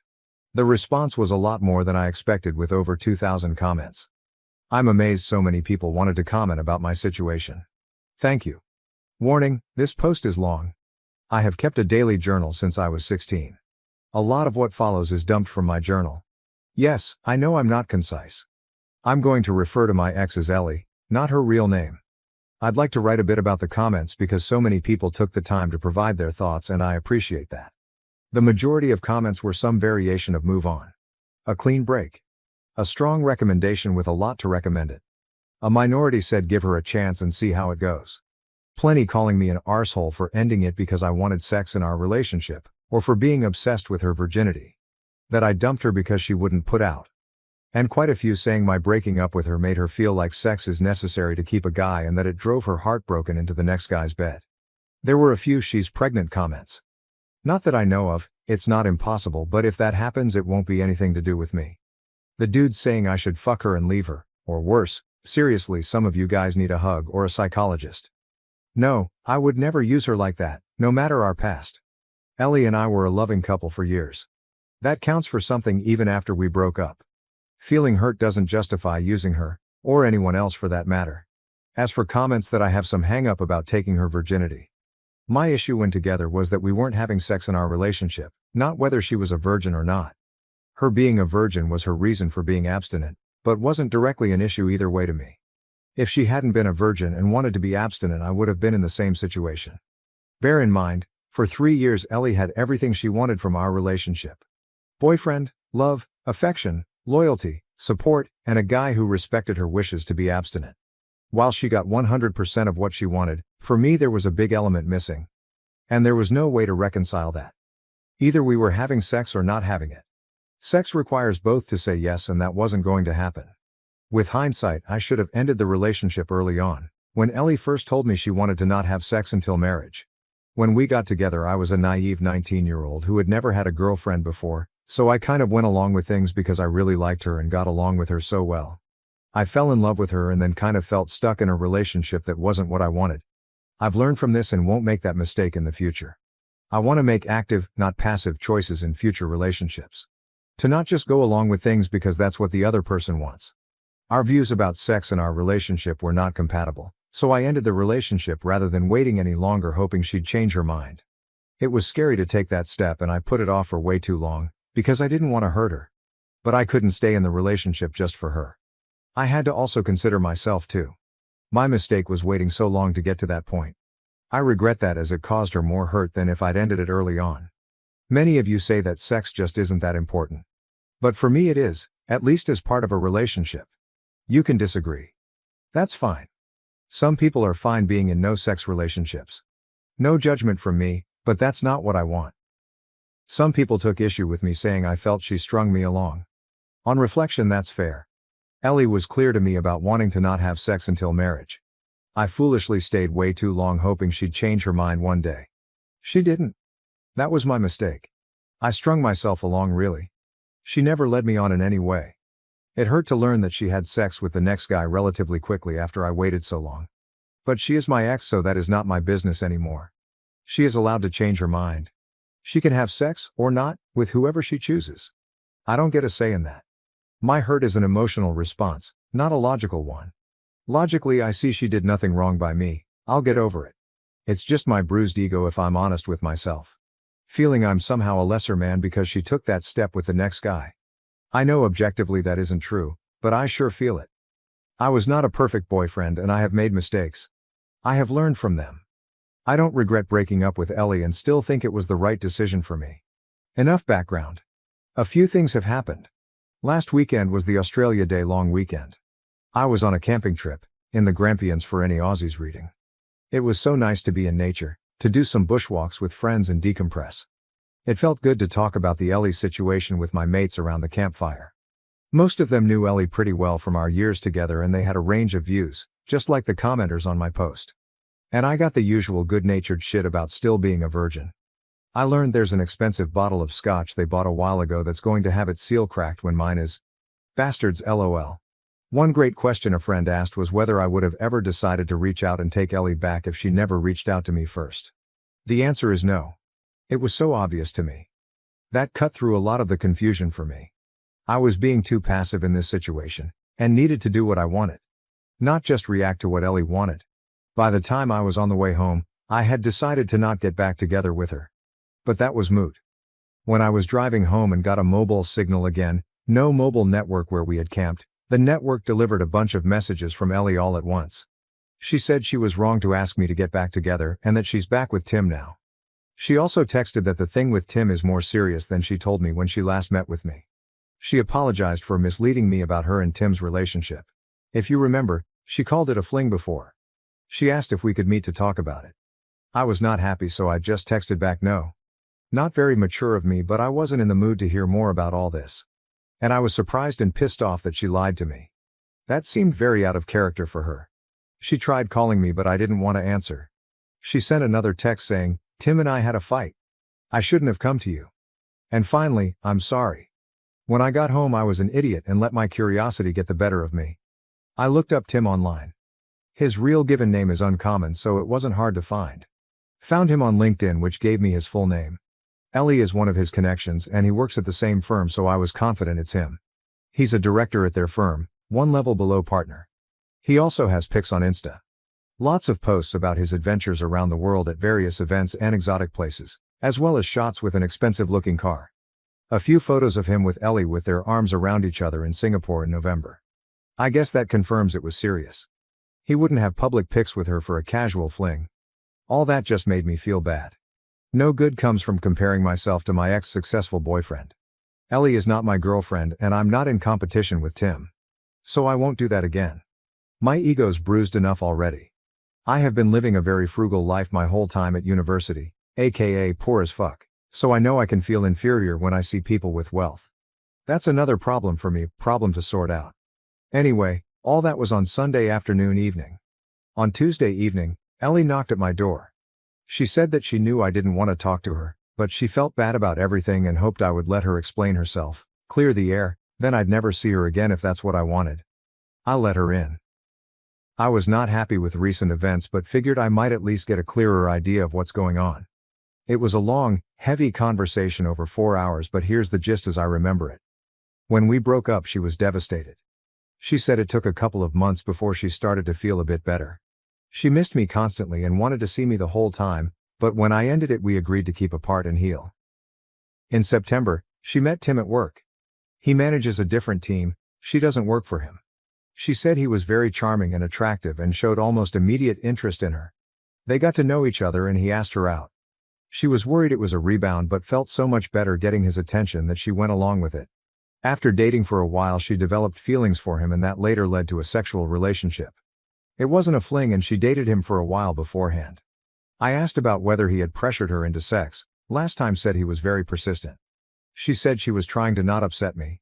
She thought if she gave the impression she was reluctant to have sex with Tim that I wouldn't think as badly of her. So it was a story to try and spare my feelings. I told her it just made me worried she had been assaulted. She looked shocked at that and said no way. She was actually the one who initiated their sexual relationship. I said although I don't like that she lied to me, I can understand why. I don't think she did anything wrong changing her mind about abstinence. Yes, I was hurt when she told me she was having sex, but I have no right to judge her for anything. She's a single adult and it's her life. I don't think badly of her. She burst into tears and said something like, "I thought you must hate me now." I assured her that I didn't. She said she was sad it didn't work for us, but that she never would have dropped her virginity commitment if we had not broken up. After we broke up, she decided that it was a commitment she made to her dad when she was still a kid and it was messing with the life she wants now. So by the time she and Tim got into their relationship, she had already decided she was ready for sex with the right person. I asked about her dad and she just said he doesn't need to know. I asked about why she asked to get back together. Tim is older, she told me he's 32, and has been at the firm 10 years. One day at work, one of the women made a snarky comment to Ellie about being another one of Tim's girls. She did some digging and it turns out Tim has a history. He has dated a long list of women from work, several of them were young graduate employees just like Ellie. The rumor around the office is that Ellie is just the next girl to get used by him. She was horrified. She accused him of using her. They argued and she told him it was over. Soon after that she came to me. She felt as if we might be able to rekindle things now that she was open to a sexual relationship. But my hesitation and time to calm down made her realize that was a mistake. Over the weekend, Tim asked her to work things out. She decided to give it a chance. She tried to call me but they went to voicemail. I was camping, so she sent those messages instead. So I guess that's settled. I don't want her back and she's in a relationship so she doesn't want me back either. We chatted a bit about how our families are going. She congratulated me on finally finishing university. She asked if I'd been seeing anyone and when I told her I'd been studying hard and working a lot since exams, retail job, with no time for girls, she laughed and said I'm still a big nerd. She hoped we could be friendly if we ever see each other. But she wants to keep out of contact out of respect for her relationship with Tim. She wants to give it a real chance of working. Which is fair enough. She gave me a hug, said thank you for understanding and left. So there you have it. Ellie involved me in her relationship drama. I would have preferred she hadn't, but at least it's sorted now. I'm glad I paid attention to my feelings and took time out to consider things, as it could have been very messy if I had taken her back. Trusting my gut has been the biggest lesson for me in all this. I still care for her despite recent events. It seems like she is dealing with a lot of complicated things between her new relationship and work gossip. I wish her well and hope she will be happy, whether it's with Tim or not. She was my first love and I expect I'll always have warm memories of her. But I am clear now that I don't want her back. She is my past and I want to look forward. Well, this has become an essay. Tutors at university always told me I was too waffly in my writing. Well, fuck those guys, I'm not a student anymore. I can now focus on launching my new career with no distractions. I've worked so hard for so long to get here. My new job starts on Monday. It's going to be so great building actual real experience in my new profession, not just endless theory. I'll be earning much better money, no more student poverty. And I've got graduation in May to look forward to as well. I'm open to finding someone new, but that is way down my priority list. I'm not going to actively pursue that anytime soon. OP on Ellie changing. I came to terms with our relationship months ago. When she came back to me, it stirred up some old feelings, because we'd been a couple so long. But thinking about it now, that was more of an echo of those memories than real feelings. All of this drama was Ellie's doing. I would have preferred she never involved me so I could have been blissfully ignorant of her romantic life. I'd prefer to not know about her worldly, rich boyfriend. Or their sex life. She's definitely changed. The Ellie I remember was scrupulous and honest to a fault. The Ellie I have dealt with recently wasn't like that so much. I think that's why her lying to me pissed me off so much. It wasn't just lying. It was how out of character it seemed. But people change. She's in the business world now, and people there live by different standards to the religious family she grew up in. Anyway, I have cut myself out of her life. So anything that happens with her is hers to deal with. If she comes back to me, I'll remind her we agreed to stay apart and leave it there. I am not looking for another relationship right now. So no Tinder for me. And no, I am not looking for casual sex either. I'm a virgin, but I want a meaningful connection, not just sex. As I said in the post, I'm open to something if the right woman came along. But I'm not actively seeking it. That might change after a while, but right now I want to keep focused on my new career. OP on having closure. A lot of the comments here act like that final meeting was all for her benefit. Sure, she got some kind of relief or closure out of it, but it was also good for me. Seeing who she is becoming just made is 100% no doubt in my mind that we wouldn't ever make sense. She has changed a lot in the last year, starting when we were still together and she had started her job. Random phrases like, work hard, play hard, being generally less kind and more dismissive of others. Clearly she was being influenced by those around her, but it was her choice to take on those behaviors. I love the old Ellie, but I'm not sure I even like the current one much. Anyway, I didn't feel like she intruded. I felt like I got a nice neat ending to the whole thing and can get on with my life with a clear conscience. But we're clear now that it's over forever and I have her promise that she will stay out of contact. If she ever does try to come back, I can remind her of her own promise and close the door. Update 2. If you recall from my previous posts, my ex Ellie and I mutually agreed to be no contact after some drama on her part. At the urging of Redditors, I also blocked her to help maintain no contact. I've been working since February as a graduate engineer and it's been everything I hoped it would be. I'm meeting amazing smart people, learning so much every day, and am finally earning a salary after years of being a broke student. Having a little money in the bank and being able to afford to do things like eating out is such a nice change. When I finished university in November, I moved in with my brother temporarily. He'd just broken up with his ex and needed help with his rent. That's where I was living when Ellie last came to see me. He found a new housemate, and since his place was on the wrong side of the CBD for my job, I moved into a shared house in the southeast of Melbourne. The place is a bit run down, but the rent is reasonable, by insane Melbourne standards, and there are lots of pubs, bars and restaurants nearby. The location and my housemates have been great. I'm seeing someone. I'll call her Olivia, not her real name. She's the sister of one of my housemates. We met when my housemates and I had a BBQ and she dropped by. We got talking and were still talking hours later until everyone else had left. Her brother told us to STFU so he could get some sleep, haha. I asked her out that week and we've been close since. My housemate, her brother, has been making fun of us ever since, including more than a few crude jokes when she stays over. We agreed to be exclusive 6 weeks ago, so it's still quite new. She's so cool, and smart, and gorgeous. The chemistry was instant and intense from the moment we met. We just clicked so well. It's such a great time when we're together. Olivia is an accountant at a big firm. One of Olivia's workmates was having a party last month. She asked me to come to meet some of her work friends. We went inside and Olivia introduced me to the woman who hosted the party, her workmate Jess. There would have been maybe 40, 50 people there. I didn't know anyone but Olivia. At one point I offered to grab more drinks. The kitchen was in a separate room. As I was getting them, a guy asked me to pass him a beer from the fridge.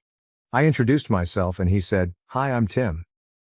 We chatted a couple of minutes about our jobs and how we know Jess, then I just said nice to meet you and returned to the group. I didn't recognize his face as I'd never met him before, but it was definitely Ellie's Tim, his job and firm lineup. And he looked in his 30s, a bit older than most people at the party. Neither of us mentioned Ellie when we were talking. Later on I asked Jess how she knew Tim. She said she used to work at the same firm as Tim, also where Ellie works, but she moved to another employer, where Olivia works. Despite living in a city of 5 million, it's still a small world. On the tram ride home I must have been quiet because Olivia asked what was on my mind. I said that the Tim guy at the party was, or maybe still is, my ex's boyfriend. I said I didn't think he knew who I was, or if he did he didn't say anything. That prompted me to share some history about me and Ellie. Olivia was wide-eyed and said, "You never told me you were a virgin." Then she laughed and said, "Well, we took care of that." She asked if I had any feelings for Ellie and I truthfully said no. I dealt with all that months ago. More recently, there was a formal charity dinner that Olivia was asked to support. Her employer was a sponsor of the event. She was keen to show me off. We were at a table with a bunch of her work colleagues. Nice people. One of her work friends was so excited to meet me, and Olivia can't stop talking about you. That made me feel really good. After dinner a few of us were chatting and I got a tap on the shoulder. I turned around and to my surprise it was Ellie. Tim was with her. It was so weird to see her again. Tim said he remembered meeting me at that party but never made the connection to Ellie until just now. She must have told him about me. Ellie looked very different. She had lost a lot of weight and was very slim. The tight red dress she was wearing made that obvious. Her dad would not approve. Not that she was ever overweight, but I'd never seen her that thin before. She was immaculately made up with what looked to my ignorant eye like expensive jewelry. She'd changed her hair too. now blonde instead of her natural auburn. She looked like a sleek rich girl, not the poor pastor's daughter I remember. Don't get me wrong, she looked amazing, but she looked like a different person. I know it was a formal event so we were all dressed nicely, but this was a major transformation. Despite her glam looks, when I saw her I didn't feel anything for her. Just, nothing. Ellie said she was so glad to see me and she had some news, holding out her hand to show a diamond engagement ring. I know nothing about diamonds but it looked pretty big and expensive to me. I offered my congratulations to them both. Just then Olivia walked back over. I introduced her to Ellie and Tim. Olivia put her arm around me and Ellie's smile seemed to kind of freeze. I didn't really know what else to say, so I just said nice to see you again and wished them all the best for the wedding. Tim walked off and Ellie just sort of stood there a moment. It was awkward. Later on as we were leaving, Ellie was staring at us as we walked out. Olivia said later that, I think she still has a thing for you. I said it doesn't matter. Anyway, cut to a few days ago. My brother messaged me saying Ellie stopped by looking for me. Yes, Reddit, you were right. He knew to not share my new address with her, so all he said was I'd moved out. Next day I received an email from an address I hadn't seen before. It was Ellie. No acknowledgement that she was breaking our agreement to be no contact. No mention she stopped by my old place. It said, it was so great to see you again. I've missed you, and, that girl you were with is pretty, how serious is it? And telling me she and Tim have big plans for their wedding next year and she hopes I can come. I was annoyed because she is trying to make her life my business. Again. Despite promising no contact. Even going to the trouble to make a new email address to get around me blocking her. I showed Olivia the email and she rolled her eyes and asked me to think about why my ex would send me that. Why indeed? Olivia is great at cutting through bullshit and reads people way better than I do. Ellie can't have me back. I'm in a relationship now plus she's engaged, and it's not like I would go to their wedding. Who goes to their ex's wedding? It wouldn't be right. I don't know why she's trying to contact me, but I can guess that she wants to use me for emotional support again. Or maybe things are rocky with Tim, who knows? Whatever she wants, it's not happening. She has family and friends, she can talk to them. I deleted the email and blocked the address without replying. Ellie promised she'd keep out of contact and just couldn't help herself. I still intend to keep my word of no contact, even if she doesn't. I've also set up a filter to send any email containing her name to the bin. Olivia and I had a talk after that. I asked if she was concerned about the Ellie thing but she said no, she's not worried, she didn't get serial killer vibes from Ellie. I'm glad none of this has put her off me. So nothing too dramatic but it does prove you guys were right, Ellie couldn't not contact me despite promising to do so. I was able to sidestep her much more easily than last time. Ultimately this is a good news story. Life is so great right now. I've got a cool new girlfriend, a fun place to live and a new career I love. It has been easy to leave Ellie behind. How should I address a team member who feels dissatisfied after accidentally discovering information about other people's salaries in the organization? I work at a mid-sized industry S-corp in as a controller, and after 2 years of toiling with the owner, finally convinced him to hire some staff for the finance department. Currently have a finance manager, junior accountant and bookkeeper in my team, all of which do an amazing job considering the circumstances we're expected to meet. The CEO is a massive senile idiot, who undervalues the finance department and thinks we're all a waste. He complains the department is too large, when he expects us to not only work on the main parent company, but also his 3 subsidiaries, one of which is in SA and a major headache to balance each month. Our bookkeeper, 25F, only has an associate in accounting per her agreed contract to educate herself as she works. She's extremely driven, catches a lot of finer details, and is a studious worker. It's also a bonus she's always willing to put on more work, and wants to learn from everyone. However, while grabbing stuff from the main workhorse printer, she saw HR's payroll timesheet and saw everyone's salary. I've been trying to convince the CEO during this year's review to raise her salary from $50K to $60K, as well as maybe get her a title promotion to accounting assistant. She's genuinely a huge asset to our day-to-day life, but the CEO refuses to acknowledge her merits. I keep telling her I'm desperately trying to boost her wage, but I can see her getting depressed. The worst part is she's not confident she can compete in the job market right now until she at least has her BSA. Any advice on how to coach her? I genuinely feel sorry for her and think she's a tremendous worker. Edit. We're a fairly profitable company, but the CEO refuses to reinvest into the businesses. So we have more than enough room to raise her and honestly quite a few others' salaries. But he's a moron set on the mindset that the finance department is useless. Edit 2. Thanks everyone for the advice and being a place to bounce thoughts off of. I'll try to make an update post next week since I had the meeting with HR and our upper management about it. Relevant comments. Commenter. Just be her reference. Help her get out of this shithole by hyping her up to other employers. I'm sure at your position you may have some connections. OP, that's the hard part. I keep encouraging her and giving her positive affirmation that she'll succeed no matter where she applies herself, especially within accounting since she has a great niche for it, particularly in the tax prep side. But she's very soft, and I'm not saying that in a negative light.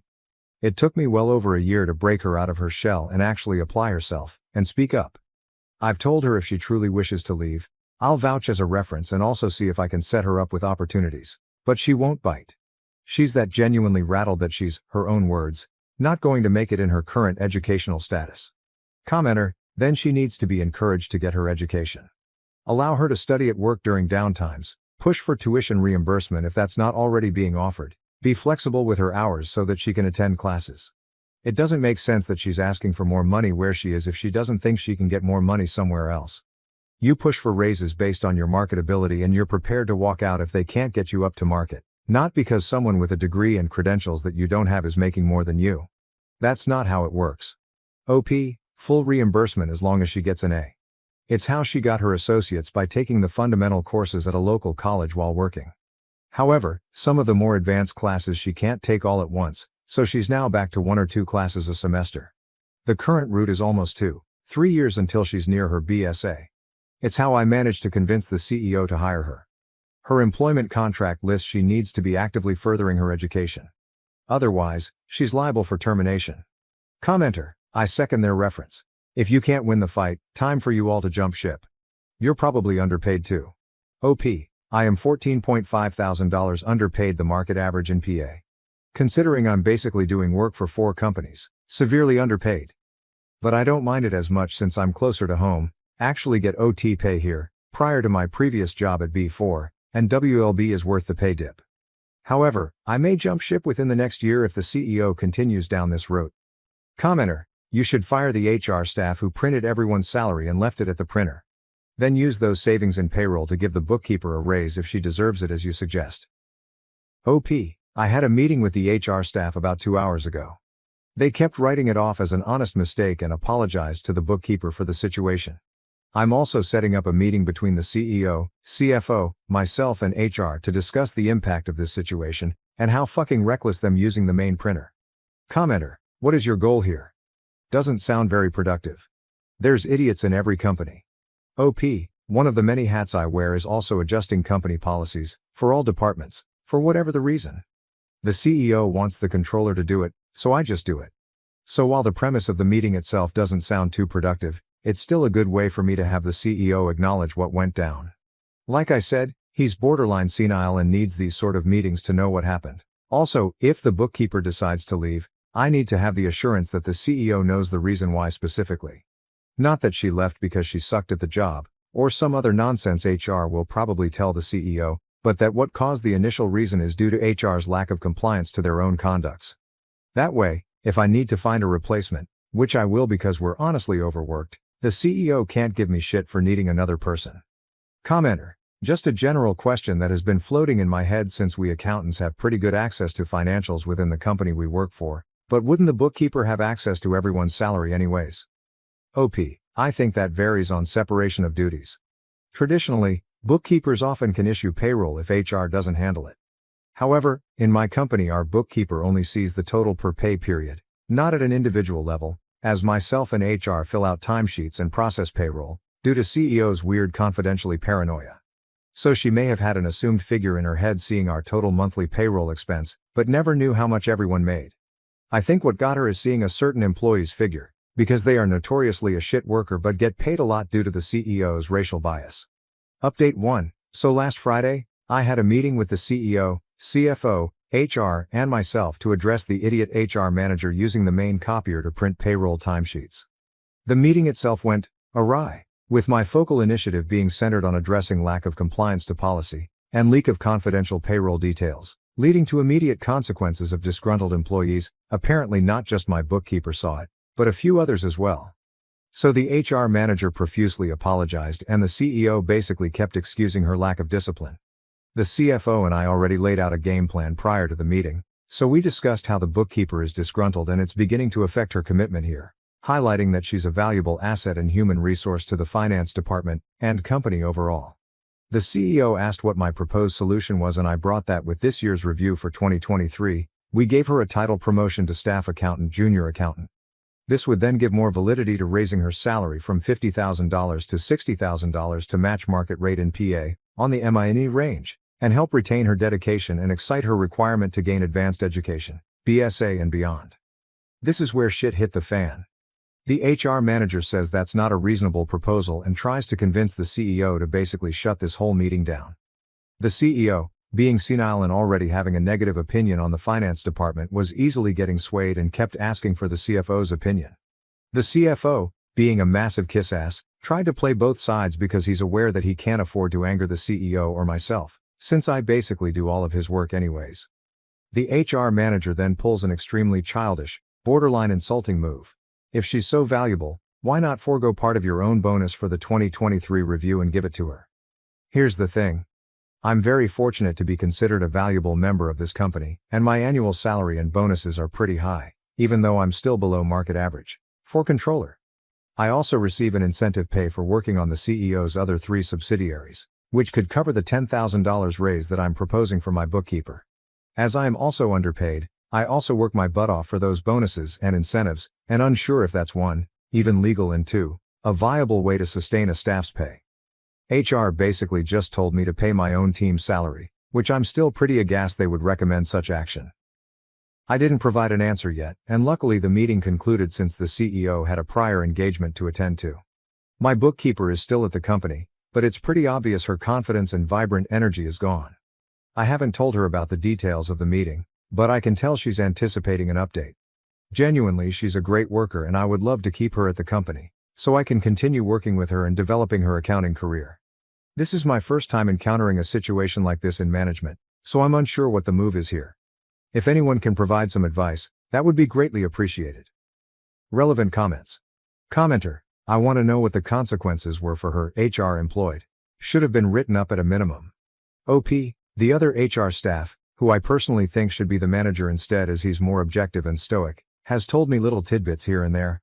Basically, the HR manager just got written up in a small yelling at. It was basically the equivalent to a slap on the wrist. Other than that, God, who knows? She seemed pretty satisfied with herself walking out of that meeting. Commenter: I'd leave a place like this so fast. Your boss can't wholeheartedly have your back in a situation where you have a clear, reasonable answer to. Peace out. OP: CFO has told me on the side he's willing to increase my bonus this year to basically brush this aside. Trust me, I'm genuinely contemplating it. Commenter: This is all kinds of wrong. You're combining 2 different issues into one. Issue 1, data breach. Issue 2, disgruntled employee and review of finance team structure. Issue 1 isn't really your direct concern. Head of HR and CEO to discuss. Data controller 2 if you have one. Complain that your direct reports are disgruntled at the misconduct and leave it at that. Issue 2 isn't any of HR's concern. CFO structures the finance team as they see fit. CEO signs off any changes to budget and headcount, if needed. I wouldn't give any credence to the HR manager's bonus comment. It shows their immaturity and others will notice. OP: I'll try to provide more details that I maybe should have included in the original post. Issue 1 is my problem because for some reason, the CEO made policy and procedure the controller's job, instead of like most other companies where either HR or COO handles it. So for some reason, it's fallen on my lap to make sure every department is compliant to their own manuals and overall company manuals. Issue 2 is also a problem I have to address with HR involved, as for some reason the CEO drags HR into the employee reviews. It used to be just CEO and department managers to review with their team's performances, allowing said team members to sit in if they requested it. However, a year after I started, the CEO has incorporated HR into it for some reason, and now weighs their honest impartial opinions on the matter. It's driving me nuts even typing this. Commenter: So wait, the HR has a seat at the table regarding their opinion, but doesn't have the responsibility over policy and procedure execution or even following it. So is HR just in this company just the payroll department but for some reason gets treated like an executive OP, Spot on. Our HR department is just basically there to listen to employees complain, do bi-weekly payroll, and basically fulfill executive assistant duties. They don't even do their own recruiting or screening. We literally have to expense anywhere between $30K, $80K to hire a recruiting firm every time we want to hire new staff. Commenter: this is a clown company. You bluntly said your leadership is a mix of kiss-ass, senile, and incompetent. What are you still doing there? OP: protecting my team's interests. After I know they're taken care of, then I'll make my decision to dip. I feel like what I'm saying is green and too hopeful, but I at least want to keep my responsibility to them and do as much as I can for them before I leave. Commenter: leave and take everyone worth half a shit with you. OP: I have joked in the past with my finance manager, junior accountant and bookkeeper that I'll kidnap them and start our own firm. Maybe it's time to force that joke into reality. LOL. Update 2. I'd first like to say thanks to everyone in this sub for their genuine comments regarding the matter. I've worked in accounting for roughly 6-7 years thus far, but only 2-3 in a management controller position. This situation overall, and the feedback from multiple people, has honestly been an essential learning experience, so thank you. The CEO, CFO and I had a final meeting while working on Saturday. We sometimes work Sats with the OT pay, only until 11 a.m. so WH workers can catch up on orders. Basically, the CEO said he can't do $10K in a title promotion for someone who doesn't even have their BSA. CFO and I argued back saying she's more than qualified in accounting experience, and that I personally gauge her around the same level as a staff accountant. The CEO, pretty disgruntled, said he wouldn't do it and that a $4,000 raise was all he could do for her. And then he went with HR's retort and said, if she has that much potential, then you can pay her that bonus. While I do think this is an overall win, I had a feeling my bookkeeper wouldn't be very happy with an 8% raise. Many people have voiced that my bookkeeper may be asking too much, but as her manager I truly do value her discipline, work ethic and development thus far. So on the drive home, I steeled myself to basically cut $6,000 of my bonus and provide it on top, so she can earn that $10K raise. Fast forward to today, I had a meeting with my bookkeeper in the morning and told her about the results of the review. She was definitely not happy, and grew even more disgruntled at the fact that I was giving her part of my bonus. Maybe I'm still too green, but I wanted to be honest with her. I was hoping that if I tell her that I'm willing to pay part of her bonus, she would feel that even if the company doesn't value her, that I still do. I guess it had the inverse effect on her, as she started crying and thought herself as even more of a burden.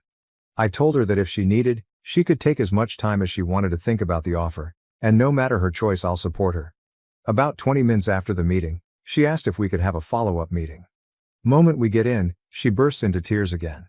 She starts profusely apologizing for not meeting standards, that she felt like a burden, that she caused me so much trouble arguing with HR and CEO, and that she was formally quitting as of today.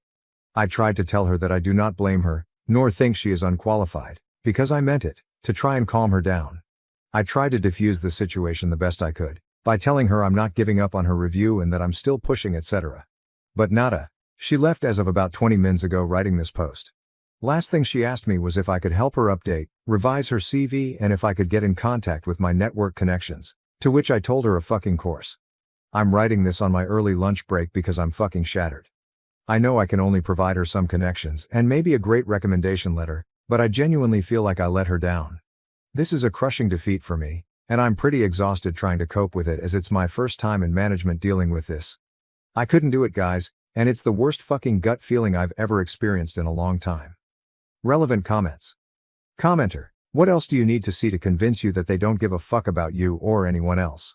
OP: may be seen as a stupid reason, but after today I feel like I need to really step up for my other two team members, junior, accountant and finance manager. Even if I leave, I want to at least secure them good reviews, or set up some sort of a safety net in my absence. Especially because now I know the CFO won't do jack squat for my team. The finance manager has more years than me, and the only reason he's below me is because he never decided to further his education. He's got a great head on his shoulders, and I imagine he can easily take up my position. Junior accountant is still learning, but he's a great guy. Same with the bookkeeper, hard-working, amazing work ethic, and strives to continue learning. So I'd like to at least secure him a promotion before I leave. Our company does reviews per employee very, very slowly. Commenter: that sucks. Sounds like you didn't fail anyone here.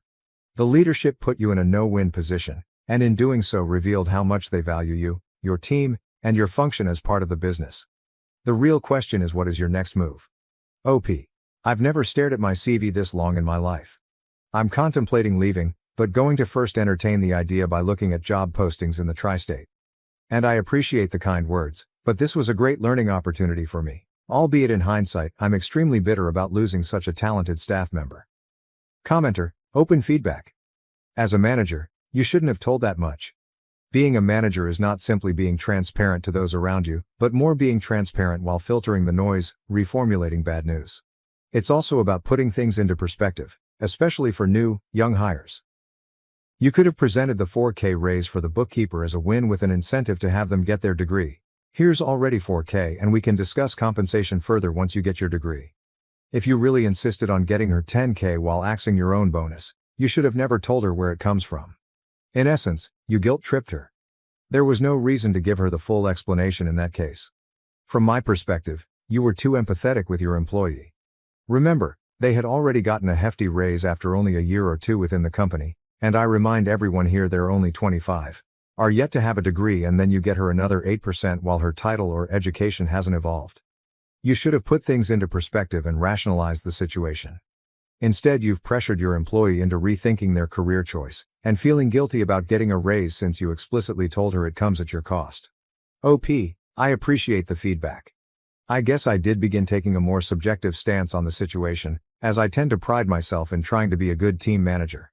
That's entirely fair criticism, and I can now see the value of how a white lie may have prevented me from guilt-tripping her. I intended it to be more of a "fuck the company, you're great to me" message, but I think I read her stance wrong. Thanks for the drill down, this is honestly great. Commenter, man OP, it sounds like the most crushing thing is the fact that she still feels like a burden and that you feel like you couldn't get across that no, she's not a burden, as evidenced by your willingness to give your own money to her to keep her around because you do value her so much. Am I pegging that right? Anyways, where are you located? I just started as an associate at a small public firm that's always looking for new staff, and in my limited 3 weeks LOL experience, they treat us right. I can refer her to the firm and see how it shakes out. OP, yeah, it's getting to me on a personal level even thinking about it. I plan on reaching out to her to have lunch or dinner at least once before she lands herself in a new gig. Entirely selfish, but I need to know she understands I never saw her as a burden, only a positive asset. She's smart, so she'll figure it out herself, but I want to make sure this incident doesn't permanently dent her ego. Commenter, do you have feelings for her? OP, haha, I can see why it may be taken that way. But I can soundly say I do not. This isn't a slight to her, as I think she's great both as a team member and as a person, but I'm already infatuated with my current SO. I just personally dislike it when people pour their heart out, and that's not reciprocated properly.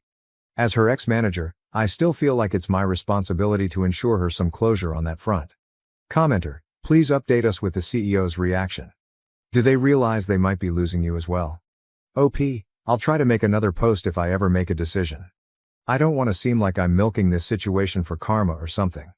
The CFO at least knows I'm extremely pissed at this outcome, but the CEO probably doesn't even care or know. Update 3. I wasn't planning on making this post, but well over 200 plus people, thanks for flooding my inbox. We're asking for any major updates if they happen, so just sharing for people's peace of mind I guess. Just a minor update on both the bookkeepers, and my own, statuses post-whole HR debacle. Thanks to everyone for the guidance, and words of encouragement to bolster my steps. Bookkeeper and I had lunch on Wednesday last week to discuss her future plans. She's still pretty beat down by the situation, but guess she hasn't been dragging her feet since she asked me for a recommendation letter, plus to be a reference for a couple gigs. She still plans on furthering her education, whether or not an opportunity arises, so at least she's still encouraged to continue her accounting career. On Saturday, I got a text from her saying she was able to land a gig at a small, family-owned firm as a staff accountant near Delaware. Starting wage is $58K, 4% match, and a bunch of other benefits, so she got herself into a very good opportunity. I told her that as long as she applies herself the same way she did her previous experience, she'll do great and wished her the best of luck. She still plans on continuing communication, sort of as a mentor-mentee relationship, and I told her I'd be glad to. As for myself, I finished reviews for my remaining team members and quit as of last Friday.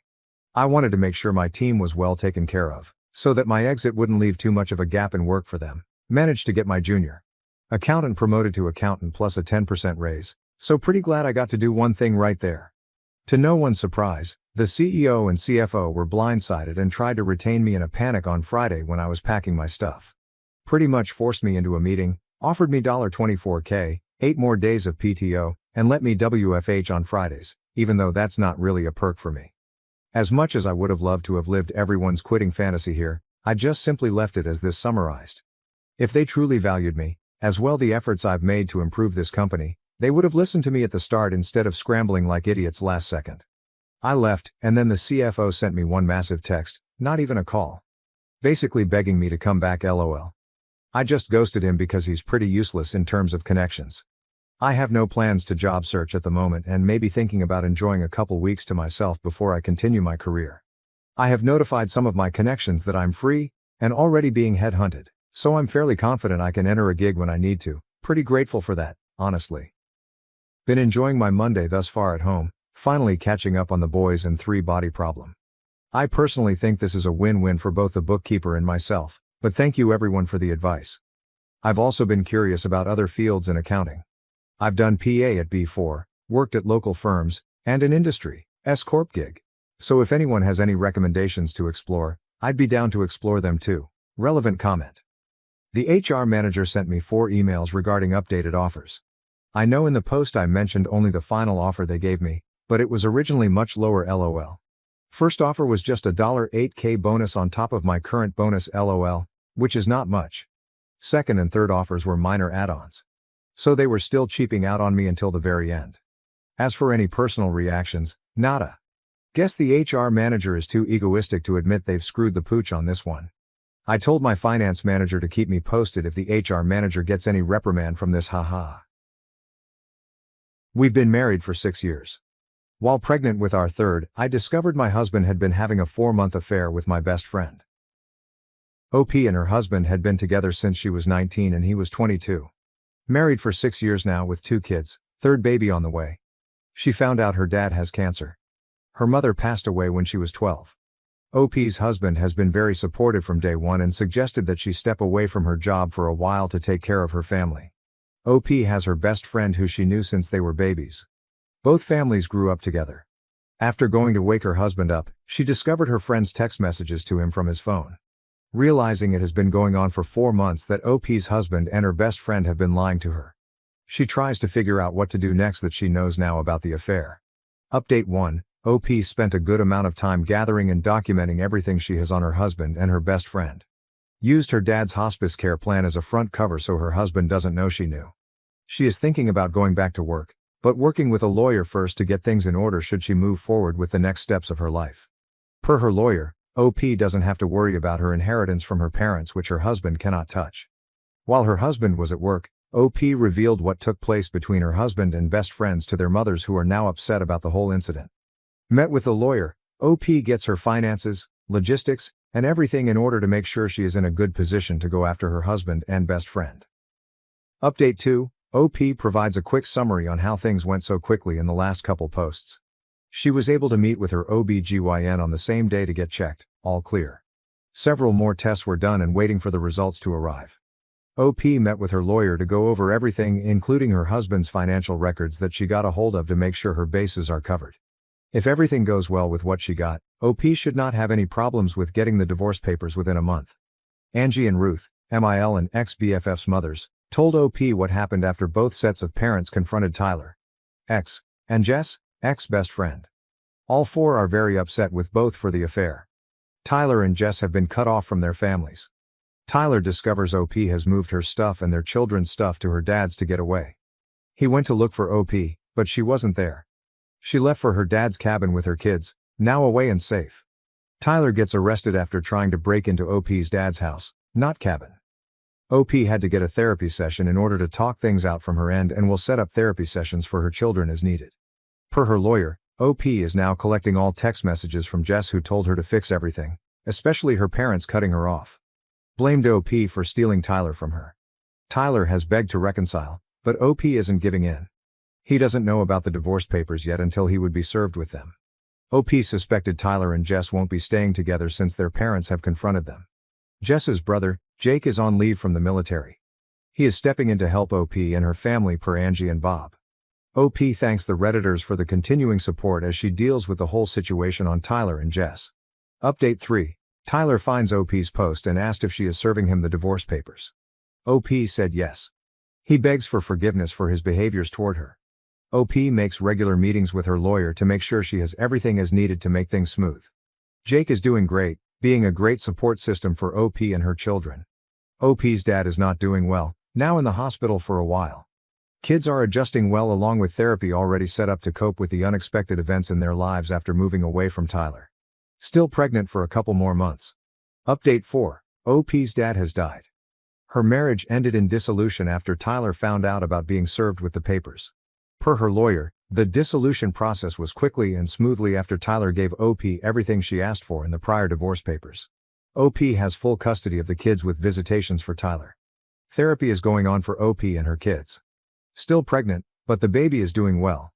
OP's ex-MIL, Ruth, and ex-BFF's mom, Angie, are helping her with the kids.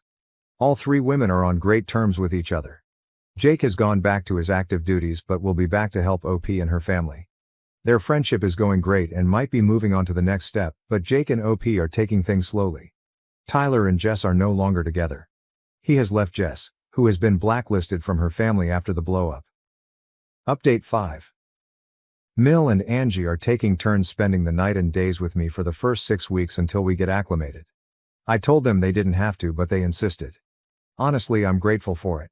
I can feel the waves of PPD trying to drag me under and my mental health really hasn't been doing so well. Don't worry, my therapist knows and we're working through it. Knowing that this baby never gets to know and feel the love of my dad has really been hurting, and the fact that this is the only grandbaby he didn't get to meet. I miss him like crazy and wish he was still here. Jake was planning on staying in for another 2 years to retire, but they offered him early retirement. Not because of anything going on with me or this whole situation. There was a situation at work. He didn't do anything wrong, lol. So within the next 6 months he'll be moving back home. He's going to try house hunting and find a place before he comes home, but since he isn't allowed to take any leave during this time to view places since he has to work on his exit stuff, there's a chance he'll be temporarily living with me until he finds a place. No, he isn't moving in permanently, lol. He might even just get an apartment for a year and then buy a house. There's also some drama with Tyler already because he's pissed I wouldn't let him in the room when I had a baby. So if you want any more updates on that front, I'll provide when I'm not overwhelmed. Love you all, thank you all for being my ear when I need to vent and get everything off my chest. I hope all of your days are wonderful today and everything goes your way. Update 6. So if you read any of my previous comments, you know that baby boy is here. He's honestly been the calmest newborn that I've ever managed. Hardly cries, is very content and happy all the time. He's been reaching all of his milestone markers, even hitting the ones that aren't on the premier scale. It's been such a relief and a blessing. The older two completely adore him and are of course eating up the extra attention they get from their grandparents. Yes, Angie and her husband are called grandma and grandpa as well. When I went into labor, I had told Tyler that I was in labor, but I didn't want him at the hospital. It is his kid, so I was being courteous. He blew up on me for taking away his right to see his child be brought into the world. I simply turned off my phone to relax and de-stress. He actually showed up at the hospital and had to be escorted off the property by security. Not for being violent or anything, he just wouldn't leave after I'd told the nurses. I delivered at the hospital I work at. I'm an RN. I didn't want him around. After that, he hasn't been to a single visit to see the kids. I initially sent him pictures of the baby and updates, but he never responded and eventually blocked my number. After roughly a month, I asked my FIL to reach out to him since no one had heard from him. My FIL actually showed up at Tyler's house to do a well check since I was concerned something was wrong. Even though I don't love him anymore, there is a piece of me that will always care for him as the father of my children. Turns out he has a new girlfriend and just isn't interested in being a dad anymore. He actually even denied paternity even though he's the only person I've ever been with physically. The kids are honestly and surprisingly okay with him not really being around. No, I didn't feel it necessary to tell them the harsh things he said. Jake has been completely amazing. He had my favorite food delivered to me at the hospital post-birth. FaceTiming me and texting me regularly. Chatting it up with the kids. Hasn't been pushy on me at all. Has let me set the pace completely. Hasn't crossed any of my boundaries in the slightest. He actually booked me a surprise postnatal massage and arranged all of it, including childcare. It was the most relaxed I've felt in months. He sends little gifts and food to the house occasionally, especially on my hard days. Jake has truly been a breath of fresh air. He comes home in just over 3 months and I'd be lying if I said I wasn't excited. As for me, I've still been regularly attending therapy. It's really helped me cope and just in general become a better person and mother. I'm still devastated by my dad's passing and grief really loves to put a chokehold on me when I least expect it. Sometimes I just go sit in his office where it smells the most like him and cry. I was very blessed to have such a loving and amazing dad. Angie and Mil have truly been angels on earth. I cannot express how beyond lucky I am to have this amazing support system. Even Phil, Angie's husband, have been insanely supportive and kind. I would be lost without their unconditional love and support. As crazy as it sounds, I'm honestly unbothered by the divorce and Tyler not being around anymore. I think I'm more relieved than anything. My heart aches for my children, but IDK. I don't think I truly realized how long I was holding my breath and walking on eggshells in that marriage until I was in a space where I didn't have to anymore. My therapist and I really dug deep and took off the rose-colored glasses. In a weird yet awful way, I'm almost thankful I caught him cheating. I think that's why I was so calm and methodical during the leaving phase. I go back to work next week. I think I'm ready to find my new normal and get back into a routine. While my heart aches my dad isn't around to see it, I'm ready to unlock this next chapter of my life. Cheers to the chapter of healing, self-love, new beginnings, and finding peace within the chaos. Thank you for going through this journey with me, supporting me, sharing your stories with me, and just being here. Love you all, internet friends. I hope you have an amazing day. I'll update again when I can. Update 7. I come bearing some much anticipated news, but I'm going to breeze over a few things other people wanted to know before we get into the Jake update. A lot of people are wondering if Tyler is still to this day not seeing the kids. He isn't. He no longer responds to his dad, who was trying to be the middleman so he didn't have to communicate with me. He told his dad that his girlfriend made him choose and he's choosing her because I wouldn't go through her to communicate with him. Mind you, I don't even know who she is. I don't even know her first name, that's how much I don't know about her. I told him if he wanted to use a third party to communicate with the kids I would be completely okay with that, but not someone who is a stranger to me or the kids. We could use his aunt, who has remained neutral during the divorce and all of this. It wasn't good enough for him or her, I guess, so he decided to cut all contact. He didn't see the kids for Christmas or New Year. Shortly after the New Year is when he went full no contact. I'm managing the kids and working full-time as best as I can. I'm so grateful for all of the help I have. My Mil and Angie take turns watching the kids while I work, as they're both retired. More often than not I come home to a clean house, happy kids, and dinner on the stove. They truly are the biggest blessings. I'm giving a huge shout out to the single parents who do this completely on their own with no help from outsiders or the other parent, because I cannot fathom how much strength you've had to muster to do it alone. I've had quite a few people ask me if I'm religious. The answer is yes. I am a religious person, however. I will not now, nor ever judge anyone for who they are. Yes, that includes the girls, gays, and they. The people who were born in the wrong body. No one should ever be able to tell you who you are or who you love is wrong. I support and love everyone in all walks of life. You matter. Your religion or non-religion matters, even if it's not the same one I follow. Hell, I have friends who practice witchcraft and I love that they're so passionate about it and it makes them happy. I absolutely love that for them. The people who are taking away women's rights or rights of the LGBT community in the name of religion make me absolutely disgusted. I feel like I needed that disclaimer to be added because I don't want anyone to rope me into that category. I will also not be entertaining any religious debates. Argue with your mother, not me. Finally, on to Jake. We're dating currently. I use the air quotes because we've been going on dates and spending time together but aren't officially boyfriend and girlfriend, if that makes sense. He kissed me for the first time at midnight on New Year's. Cheesy? Yes. Did I still love it? Absolutely. I'm not ready to offer anything more right now. We have the occasional date night out, but a lot of our dates include things with the kids like movie nights, going to the park, spending time at the house playing with them. The kids adore him and he adores them right back. I have quite a few pictures of him holding the baby, trying to soothe him to sleep, and he winds up accidentally napping with the baby, lol. He's allowing me to completely set the pace. He's patient with me at all times. I honestly feel so lucky. I told Jake if he wanted to date other people he could, and he looked at me like I had slapped him and was adamant I would be the only woman he'd pursue. Sometimes I feel guilty that he's healing a heart he didn't break, but he never hesitates to remind me that he's in this completely and will wait forever if he has to. I waited so long to share this because I wanted his stamp of approval to continue to share what is quickly evolving into our love story. I allowed him to read my posts and everyone's comments. He might have gotten a little bit of a big head with how much everyone is Team Jake. He pokes fun at me for it and I love it honestly. This man is so funny without ever being mean. He even said, "It's a breath of relief to know your internet family approves of me." He did create a Reddit account to look at my posts with my approval. He'll likely mostly be a silent follower, but don't be surprised if he pops up in the comments occasionally lol. Update 8. Can you believe that in less than 2 weeks it's been a year since I made my first post on Reddit the morning I discovered my ex-husband's affair? I just wanted to say thank you to everyone who has supported me on this journey. Y'all have been such a blessing. Whether it's for advice, kind words, or just a listening ear. I am so lucky to have developed my own little community here on Reddit. Now on to some updates. The Jake update will be at the end of the post if you want to skip to read that first. I know y'all are feral for it lol. First things first, I meant to update sooner, but if you saw Jake's comment you know I was locked out of my account. Well, someone changed the password to my Reddit account and then the email to it as well. You'll never guess who it was. If you guessed Tyler you'd be wrong. It was Jess. Let's rewind about a month ago. I'm cooking dinner for Jake and the kids while Jake is playing in my backyard with the kids. My front door opens and I figured it was one of my in-laws. They don't usually drop by unexpectedly, but Angie and Emil, totally forgot the fake name I assigned to her. Both have a key to my house since they help me out so much. It's just easier that way.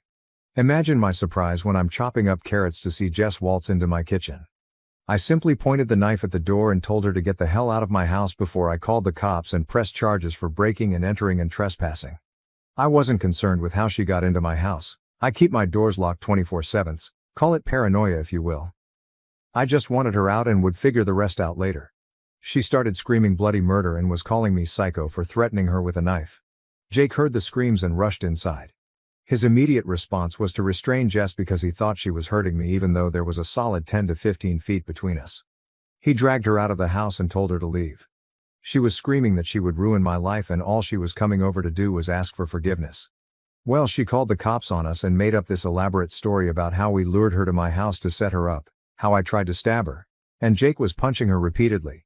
She had zero proof and I have cameras hitting every angle of the outside of my house and in all of the main rooms in the inside of my house. Naturally I just pulled up the footage and showed the cops and they left, taking her with them. Jake has spent the night at my house every night since then. Since then she has hacked into every single last one of my social media accounts, including Reddit. She posted some truly awful and hateful things on my Facebook and Instagram. I'm thankful she didn't manage to post anything on Reddit before I got it back. She spammed my job. I'm a nurse at our local hospital, with complaints and some truly awful fabricated stories about me. After a week of suspension to investigate, I was welcomed back after everything I told my boss and my boss's boss, HR, and everyone else above me proved to be true. I filed for a restraining order against her and my children when she tried to pick up my oldest from her school without anyone's knowledge. Thankfully, I already had a talk with the school about this and gave them a strict, only these people can pick up my child, everyone else you send away, call the cops, or whatever you need to do when Tyler got violent in front of the kids a while back, and they escorted her off school grounds and kept her very close by for pickup until they saw me. Right now I got an emergency order approved but will have to go to court for a more permanent one within the next month. So I will let you know how that goes. She must have had a key from when we were growing up together or something because Angie and her husband have not spoken to her, nor has she had access to them or their home. I got the locks changed immediately. The Tyler update is that there is none. He still hasn't reached out to see his kids, hasn't asked about them. He's been a ghost. We were eating dinner with Jake about a week ago when my oldest quietly said she wished Jake was her dad, and that her real dad never played with them and was really mean when I wasn't home or looking. Which really just confirmed my fears. They were too accepting of him being gone and now I know why. I did learn through the grapevine, Mil and Phil, that he is already remarried and has another kid on the way. Mil told me they got a baby shower and wedding invite in the mail. Honestly, I feel bad for the new wife. The kids are truly just wonderful. Still in therapy, but the therapist has nothing but positive things to say after their sessions now. She did mention that my oldest brought up calling Jake dad, but I'll be honest, I'm not sure if I'm ready for that. Jake has made it clear that once, yes he said once, not if, but once, we're married he fully intends to adopt the kids, but that is another conversation for another day haha. I don't want to deter her from having a bond with him, but it still feels too soon you know. My middle child seems to have forgotten Tyler completely and is my usual ray of sunshine. I've seriously never met a happier kid. The baby is babbling away, smiling and laughing now. Can y'all believe it? I'm truly blessed with such wonderful kids. Jake. Well, Jake is Jake. You know how that goes. Haha. No, seriously. I have never felt such happiness before. He was genuinely concerned at how many people were commenting asking if we were still together and told me you better update right now and tell them we're still together. I wish you guys could hear just how funny he truly is. I officially allowed him to give me the title of girlfriend, though he says I've been his girlfriend practically this whole time, haha. He has been sleeping over essentially every night. He says it's under the guise of being worried Jess might show back up, but secretly I think it's because he hates being away from the kids. Whenever he's at work or anywhere that isn't my house, he will text whoever is with the kids asking for picture updates of them and expresses how much he misses them. It's actually really sweet. He's been allowing me to set the pace still, just also helping give me a nudge when I need it. He's attended a few of my therapy sessions with me to help get a better understanding of what I need from him in terms of this relationship. Jake is honestly just everything I could have asked for. I'm lucky to love him. Update 9. I'm making this one quick and easy since it's the first break I've had from life and a busy schedule in weeks. I had my restraining order court date. If you're confused, read my last update. And while I didn't get approved for a permanent restraining order, I did obtain a 7-year one. Apparently in my state it's really hard to get a permanent restraining order unless I have tangible proof it's life or death. Everything I had on Jess wasn't enough for permanent, however I am still content with this outcome. If she happens to still be a bother during or after the 7-year RO, I can take her back to court / have her arrested. With that being said, I think I'm letting the talks questions about Jess die here.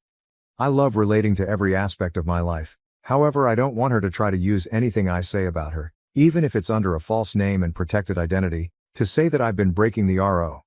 Jake, the kids and I decided that since he spends so much time at my house and his place is essentially a storage unit that he would be moving in.